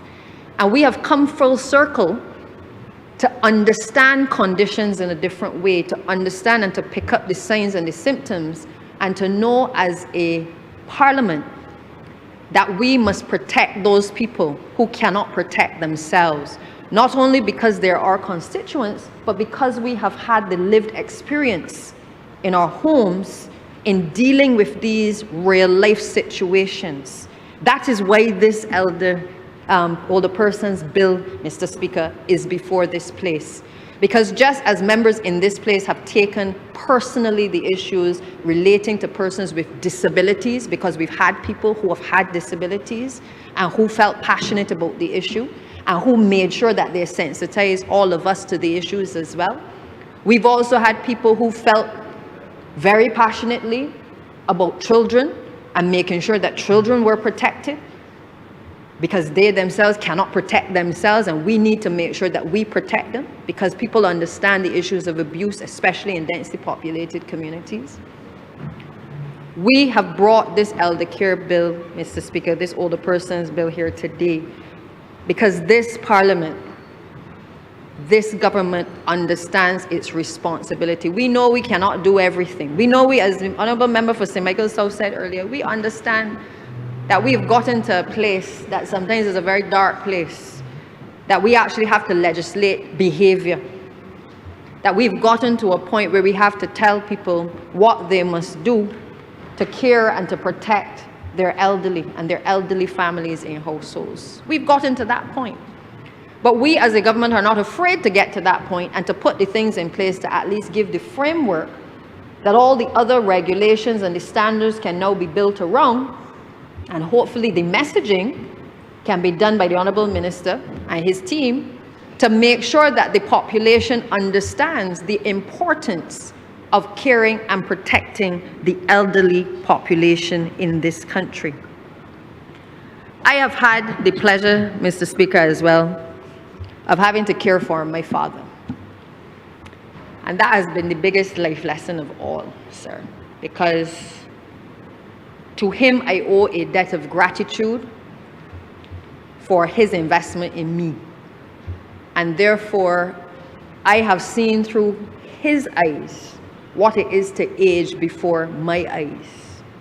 I have seen at times that care that is required to make sure that the elder person does not fall, to make sure that the house is rearranged in a way that removes the obstacles that would make him or any other elder person visiting the house fall. I have understood the issues of when you're losing your hearing. And there are times when, you know, you will, my father talks very loud, and I think he was losing his hearing for a long time because he talked loud when I was a child, and he still talks loud. But the one thing that I have recognized that has kept and preserved him is his interaction with people. His memory is sharp, as is the Honourable Member for St. George South's father. And it is sharp, I believe, because he has been able to maintain an interaction with people of different age groups. He's well read. A day cannot pass without the interaction of hearing about world affairs. He goes through all the channels. He's well versed in sports across the world. But he has made himself active. Even if he's not outside and out and about, he has made himself active. It is watching him, Mr. Speaker, that has also allowed me to realize that even in my capacity as Minister of the Environment, that as we get ready to launch in the botanical gardens, the senior gardens, there's an area that is dedicated for seniors, that we have to make sure that the seating is conducive for old people to sit down. That we got to make sure that we got bathroom facilities that are close for them to be able to do their business.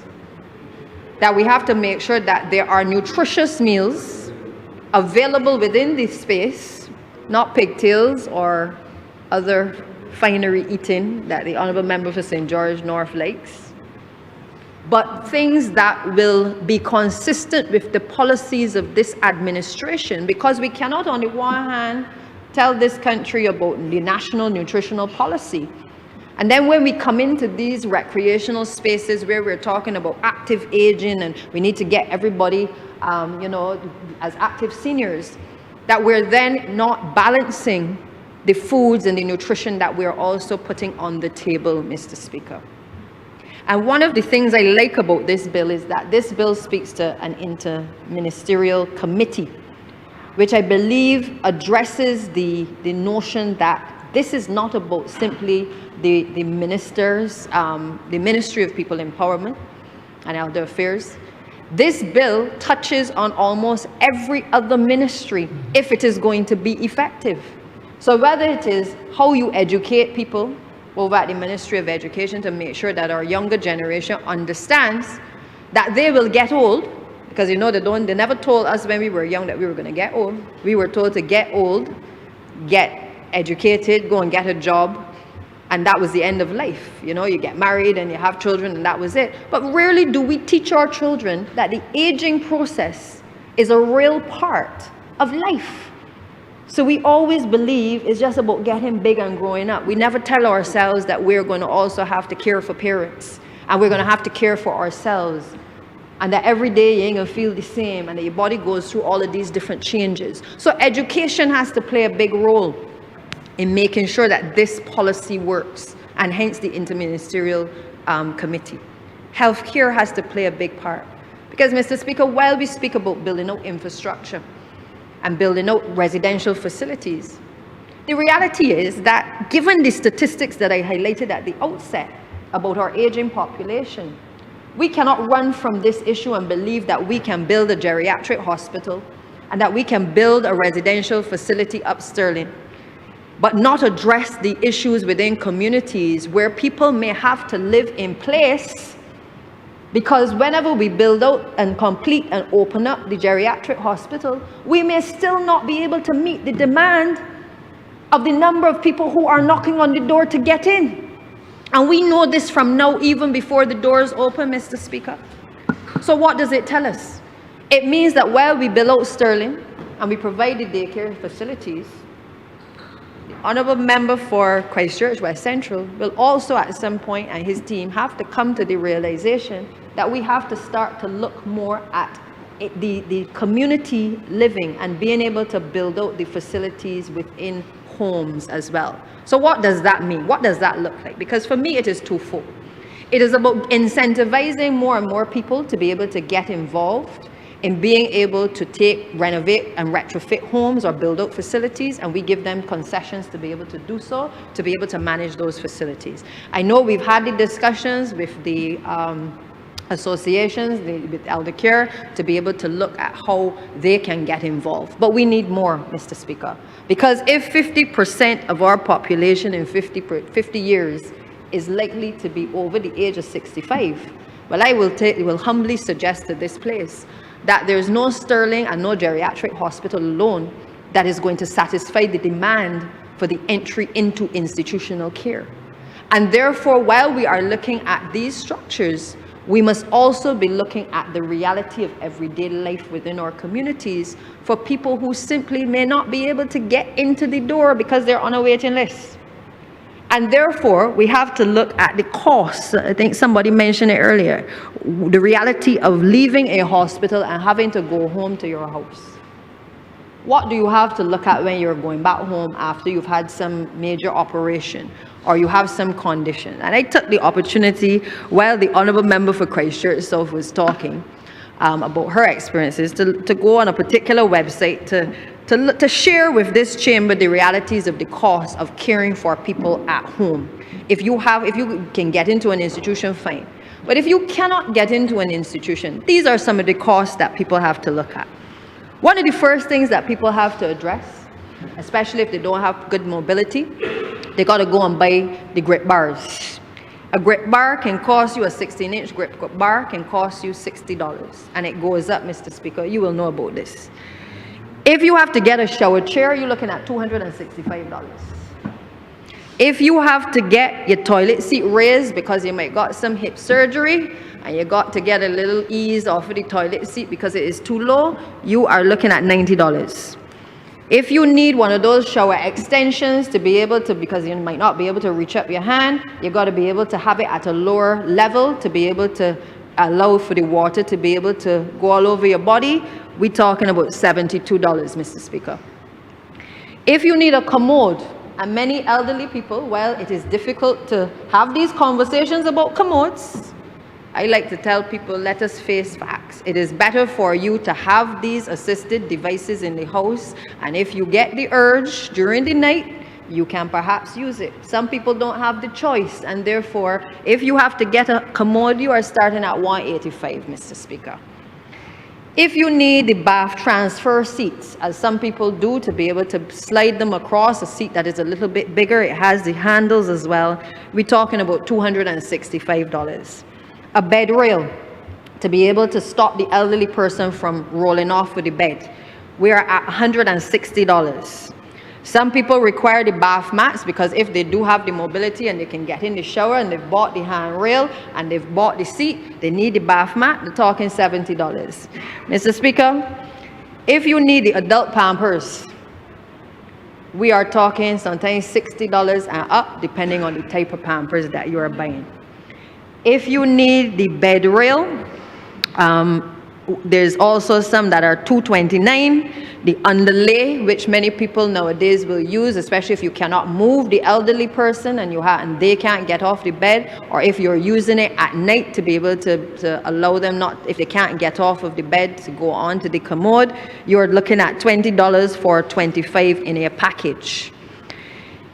One of the most expensive experiences that elderly people will have having to come home from a hospital, especially if you are at the palliative care stage, is a hospitalized bed. Those types of beds that are mechanized that will allow you to simply adjust them. The ones that you get in the private institutions. You get them in the hospital too, but these ones are a little bit more fancy, sir.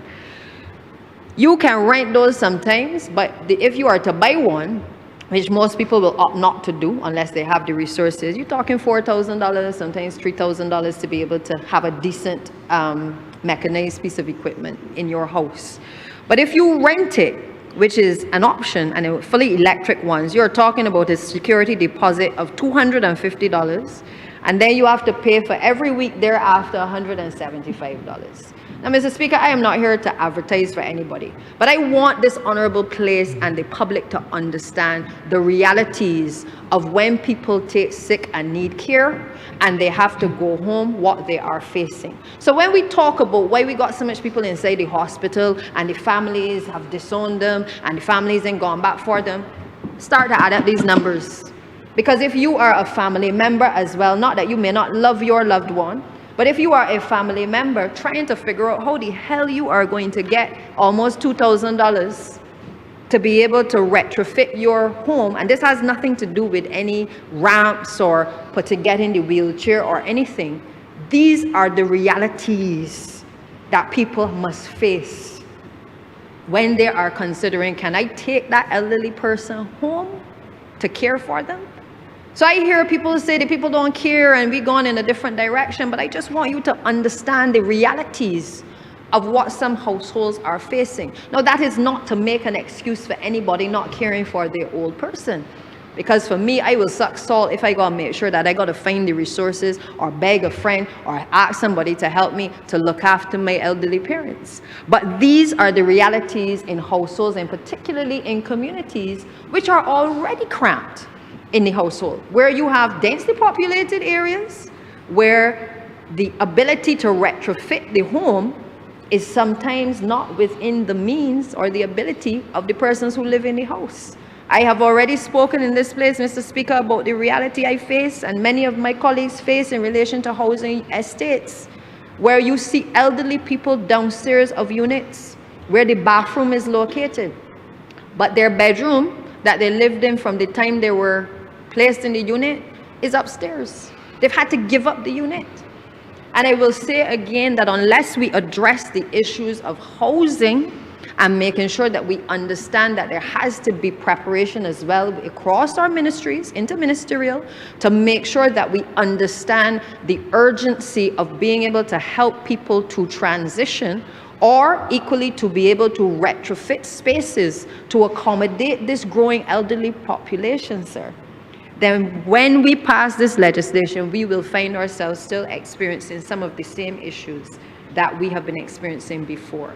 Because legislation alone and systems alone will not solve the problems and the challenges that we face in some of our communities. It is not to say we do not create the framework, but we must equally move in a direction where we understand that there is a section of our population that is unable to afford the retrofitting and the costs associated with caring for people in the home. And whether we can lend the assistance through the RUDC or whether we can do it through the NHC, Mr. Speaker, again, I will continue to make the case that we have to, while we are going after a number of the funds to be able to do other things, that we equally have to address this issue aggressively of housing and how we help people to transition. I have an elderly relative, Mr. Speaker, who is, her husband died several years ago, left her with a relatively big property, about 24,000 square feet or so of land. Children overseas, they're not necessarily in a position to contribute to her upkeep. But one of her biggest concerns right now at her age of 84 is being able to transition to a smaller accommodation, not because she doesn't want to transition, but because finding somewhere where you can transition to in this environment, her pension alone will not allow her to be able to do so easily. So these are persons who sometimes are in a different bracket. They're getting the pension, they're not in a housing estate, but there are a number of elderly people, and in speaking to real estate agents, this is a common thing that our elderly population is facing. You have elderly people who have gone through divorce, and in their, what should be their twilight years, enjoying the house that the two of them have built together and that they've paid for a mortgage together, you have people who end up separated, as you would know, Mr. Speaker, that now for the first time in their lives, they're approaching 65, 70, and they now have to go their separate ways and take the monies, and sometimes the $200,000 you're getting in your hand. After you finish paying the lawyers, you're left with very little. And they have to figure out how to be able to take that money, be able to afford to be able to maintain themselves. Mr. Speaker, I heard the Honourable Member for Christchurch West Central speak to, again, that issue of educating persons. And I think that the ministry ought to certainly look with this legislation, as I would have said, in relation to the legislation relating to children as well, child justice legislation, that we have to spend some time educating the population about these issues. Things like preparing financial planning, preparing for your transition, understanding where your money is going to come from, making decisions early. Because if my aunt had made the decision early in relation to selling the property and she had the best advice available to her, or there was an agency offering that advice, if she couldn't afford to go to an attorney, she would be in a better position today to be able to help her to make the decisions that are necessary to take care of herself. And Mr. Speaker, I think that we have to make sure that this legislation, we breathe life into it by understanding the realities and the practicalities of what our elderly persons are facing in our society. The Honourable Minister, I think I will echo the sentiments that introduced this bill. We all know his passion. We all know his passion before he was Minister for the Elderly. And I have no doubt that he will do all that he can to breathe life into this particular piece of legislation. I have absolutely no doubt that he will. I think that the approach in the legislation as well to ensure that the facilities are registered is a good one, giving them sufficient time as well to make that transition. What I would hope as well is that some audit would be done of the facilities to see whether there's any assistance that can be given to some of these homes to be able to retrofit to make sure that they can take more people. Again, this is an administration that has made sure through the Ministry of Health that we've been able to subsidize some of the costs of people in homes, and I think that is certainly to our credit in terms of recognizing that everybody will not be able to be housed either at home or certainly within the hospital. I want to support the Honourable Member for St. George South, who would have spoken about the abandoned school at South District. It has certainly been an eyesore for a number of years. We share the boundary practically, but the truth of the matter is that we also have to look at some of the properties that may be under the Ministry of Housing, under the Ministry of Education, and again see whether there is interest in the private sector to be able to retrofit some of these properties, if they can be retrofitted, because I know that that building has been lying there for quite some time.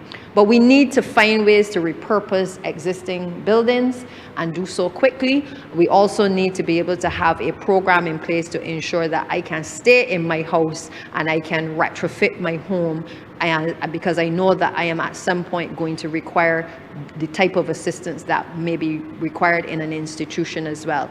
Equally, I believe that we need to ensure that where there are persons in communities who currently look after elderly persons, that we bring those persons into the ministry and have conversations with them about how they can transition. Because the reality is there are already people in communities looking after old people. And therefore, instead of us saying that we cannot bring order to that, I think that we need to identify how many persons are out there even willing to take people into their homes, but they may need assistance with a ramp, they may need assistance with the same toilet facilities to be able to retrofit their spaces. What is it that is required to get the compliance with the standards that the ministry may require of people to comply with? The easiest way, I believe, to do it is to do inspections of the houses. Do random inspections. The people don't need to know that you're turning up, but you turn up and make sure that those elderly people in those homes are also being catered to. And rather than us run from this issue, Mr. Speaker, I want us to remember that in 50 years, 50% of the population is going to be over 65 years and over. And therefore, we do not have the luxury of kicking the can down the road because we do not want to deal with the difficult questions now, but rather I believe that we need to deal with this frontally and recognize that if we have an opportunity to have taken people who had no background in elder care and placed them into the homes of people during COVID and train them up, send them to do courses and to allow them to become persons who, in some cases, they have gotten their qualifications and they are now moving up the ladder to be able to look after the elderly persons because they've gotten care of the elderly courses done and they're able to now offer themselves to national assistant boards and to private institutions. Mr. Speaker, I want to humbly suggest to the Honourable Minister and his team that we see those people out there who are interested, that have the qualifications, and we engage some conversations as to how we can utilize them to be able to train them up and to ensure that we can deploy them in an even more efficient way across the system to be able to deal with the neglect that we see on a day-to-day basis with our elderly population across our communities. So, Mr. Speaker, I support this bill. I hope that the mandatory reporting provision is taken seriously by those for whom it is intended. I note that it was also placed within the child protection legislation, and I'm not sure how effective it has been because we know we come from a society where people don't like to snitch. And therefore, I think, again, as I said in that debate, I do feel that the aggressive public relations campaign is needed to explain to people the importance of saying things. In the same way we ask people to come forward and say when a crime has been committed, we need to be able to have that as the norm and not the exception. We need to encourage people to say, just as they would say when something is wrong with their health, as the Honourable Minister of Finance said, people need to talk more about what is wrong with them. People need to talk more about these things that will affect their daily lives. And therefore, we need within the ministries to ensure that not only are we working together, that we support the efforts of the Honourable Minister in now bringing to life a number of the things that are in this legislation. Allow me, Mr. Speaker, as I close, I think it is fitting to applaud the efforts of the former minister as well, to whom he has now passed on the baton to the current minister, but to say that we have seen certainly the transformation within this ministry over the years with the various pieces of legislation, clearly a direction to be able to bring the reform that is necessary to a sector that would have been neglected for many years. There was a time when changing a name or putting paint on a building was seen as the only thing that we did as far as welfare recipients were concerned. And we have come full circle in the last 8 years, being able to see the transformation of reforms within this particular social sector that I think the country has been crying for. From the things, simple things of how you speak to people, to being able to bring legislation now to the fore that can be of the benefit to not only the elderly population, but to our disabled community as well as to our children. And therefore, Mr. Speaker, with those few words, I am obliged and I give my full endorsement to this bill. Honourable Member Christchurch, Centenarian. In closing, Mr. Speaker, and wrapping up, this debate, I just want to say that I've heard every single word echoed by my colleagues, and I just want to give them the calm and rested assurance that we will be taking the appropriate action because at the end of the day, we are all invested in this fight to be able to care and protect our elderly population. Just a few things, Mr. Speaker, because as I was speaking, I was receiving some WhatsApp messages as well, and someone on the digital space asked me to define, for the purpose of this legislation, what is abuse.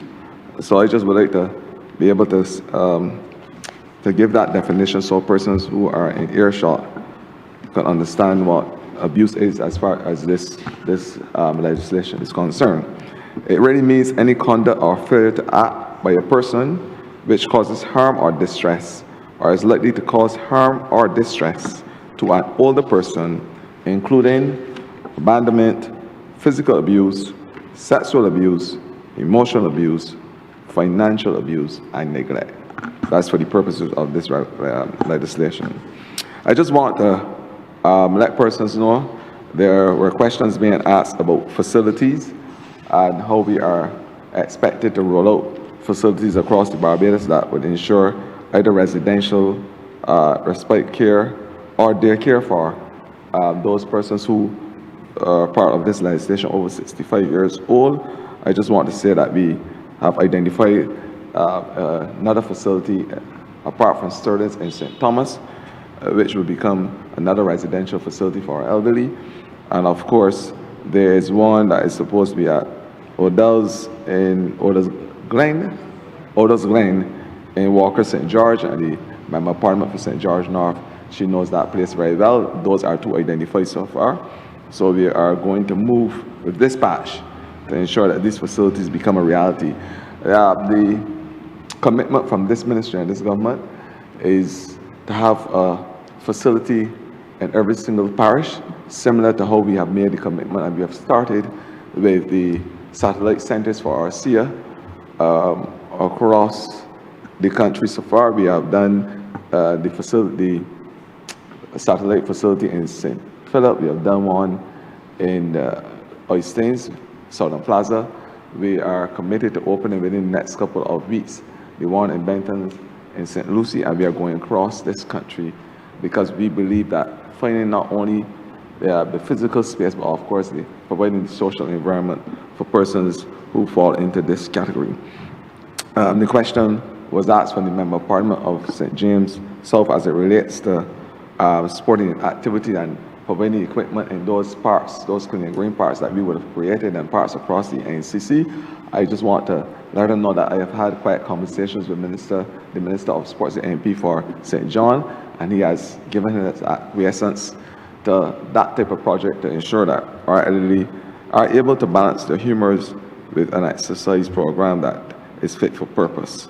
The Member of Parliament for St. Peter, he allowed me to know that there is something called social hospitalization or social admission, which speaks to the fact that that in all situations and circumstances where persons are brought to the hospital and left, that it may not be because of maladaptive patterns of behavior by the family, but of course it may redound to the fact that the provisions at home may not be adequate to take care of the health needs and the social needs of persons, and that is why the hospital then becomes a necessary convenience.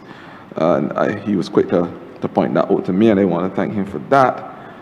We had the Member of Parliament for St. George South who asked for the continuous training. I just want to say that those persons who would have entered during the COVID or the community care program and the companion program, I just want to tell them that they would have trained up themselves with the help of the Samuel Jackman Prescott Institution, where they are now qualified, most of them, and those in the elder care program, so that they can meet the needs and the demands for persons within that sphere. The access for all project person was asking about how we can ensure that those facilities are amenable for persons who are past the 65-year-old barrier. And I just want to say that government within the next couple of weeks will roll out the access for all projects, including access for persons within that age cohort.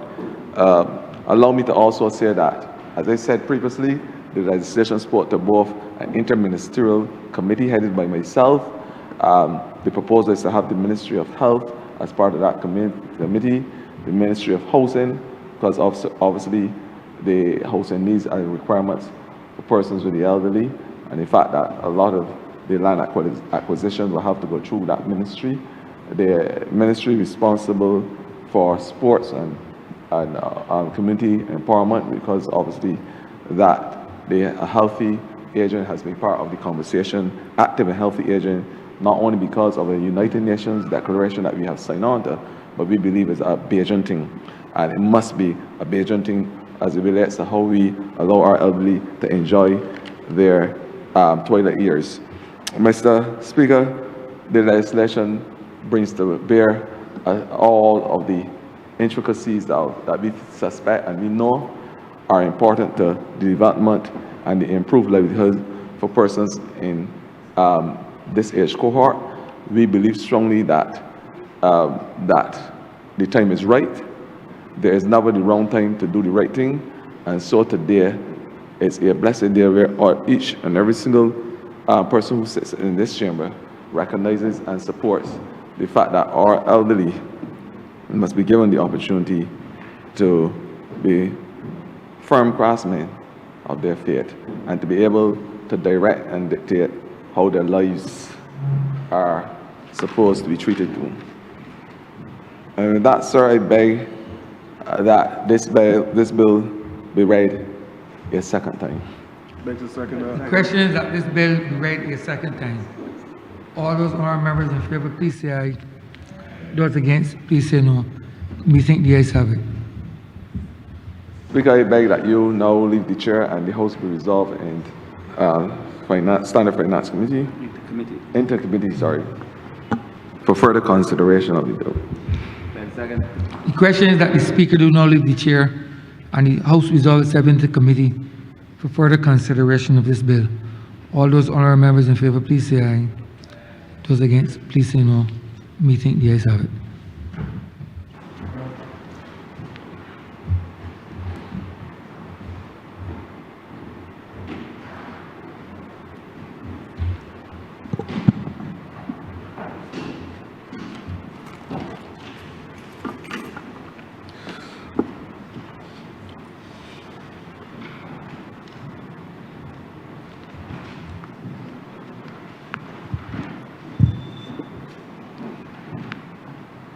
This Honourable House is now in committee.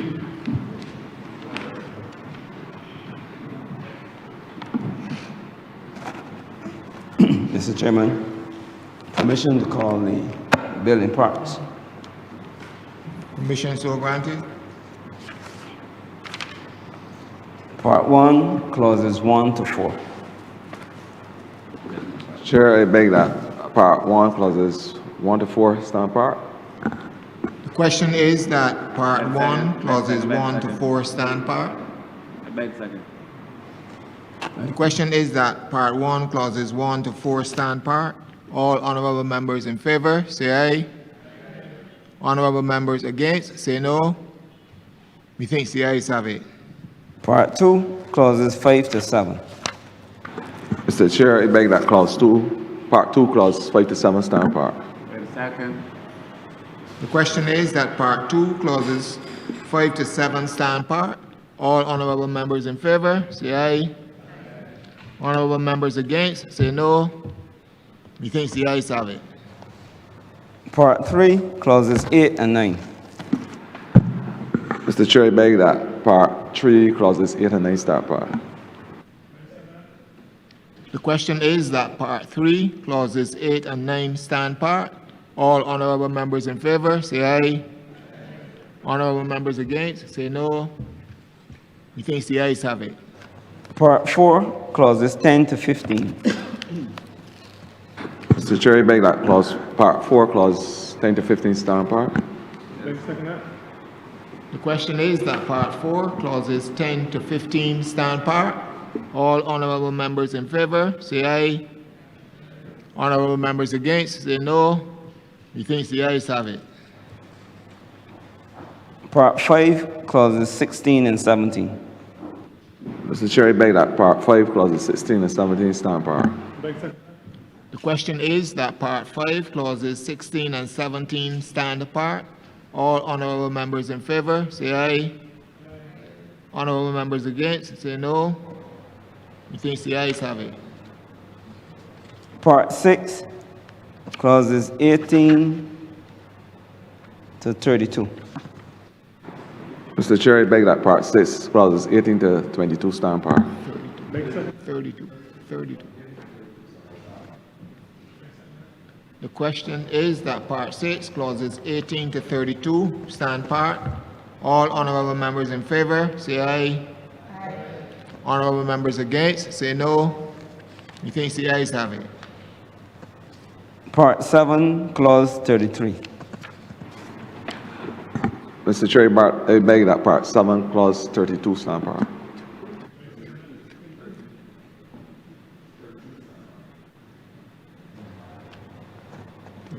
The question is that Part 7, Clause 33 stand part. All honorable members in favor, say aye. Honorable members against, say no. Methinks the ayes have it. Part 8, Clauses 34 to 36. Mr. Chair, I beg that Part 8, Clauses 34 to 36 stand part. The question is that Part 8, Clauses 34 to 36 stand part. All honorable members in favor, say aye. Honorable members against, say no. Methinks the ayes have it. Part 9, Clauses 37 to 40. Mr. Chair, I beg that Part 9, that Clauses 37 to 40 stand part. The question is that Part 9, Clauses 37 to 40 stand part. All honorable members in favor, say aye. Honorable members against, say no. Methinks the ayes have it. Part 10, Clauses 41 to 46. Mr. Chair, I beg that Part 10, Clauses 41 to 46 stand part. The question is that Part 10, Clause 41 to 46 stand part. All honorable members in favor, say aye. Honorable members against, say no. Methinks the ayes have it. Schedule. Mr. Chair, I beg that the schedule be the schedule to the bill. The question is that the schedule be the schedule to the bill. All honorable members in favor, say aye. Honorable members against, say no. Methinks the ayes have it. Mr. Chair, I beg that you know report progress to the Honourable Speaker of the House.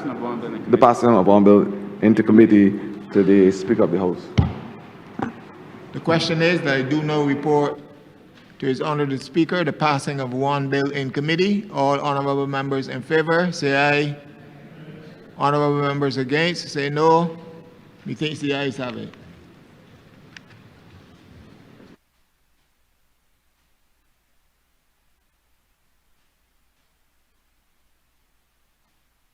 Of committees is reporting the passing of one bill in committee. Honourable for Christchurch West Central. Mr. Speaker, I beg that this bill be read a third time. The question is that this bill be read a third time. All those honourable members in favor, please say aye. Those against, please say no. We think the ayes have it. Mr. Speaker, I beg now that this bill be now passed and so cited as the Older Persons Care and Protection Act 2026. The question is that this bill be passed and so cited and so cited. All those honourable members in favor, please say aye. Those against, please say no. We think the ayes have it. This bill is passed and so cited.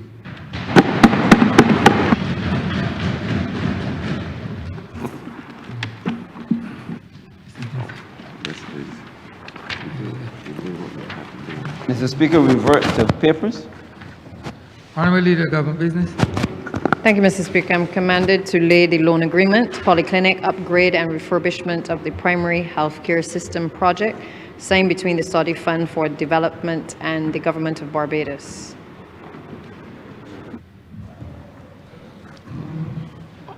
Honourable Member St. Peter.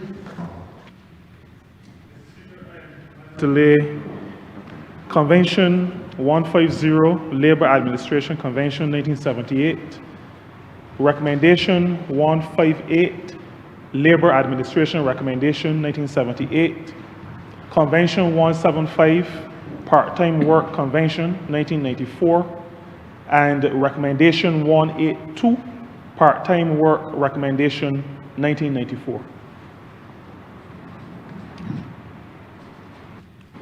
Honourable Leader of Government Business.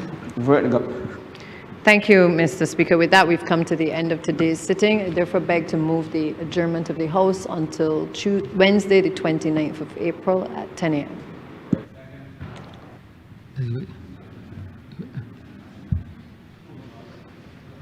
The question is that this honorable chamber be adjourned until Wednesday, the 29th day of April 2026 at 10 a.m. in the forenoon.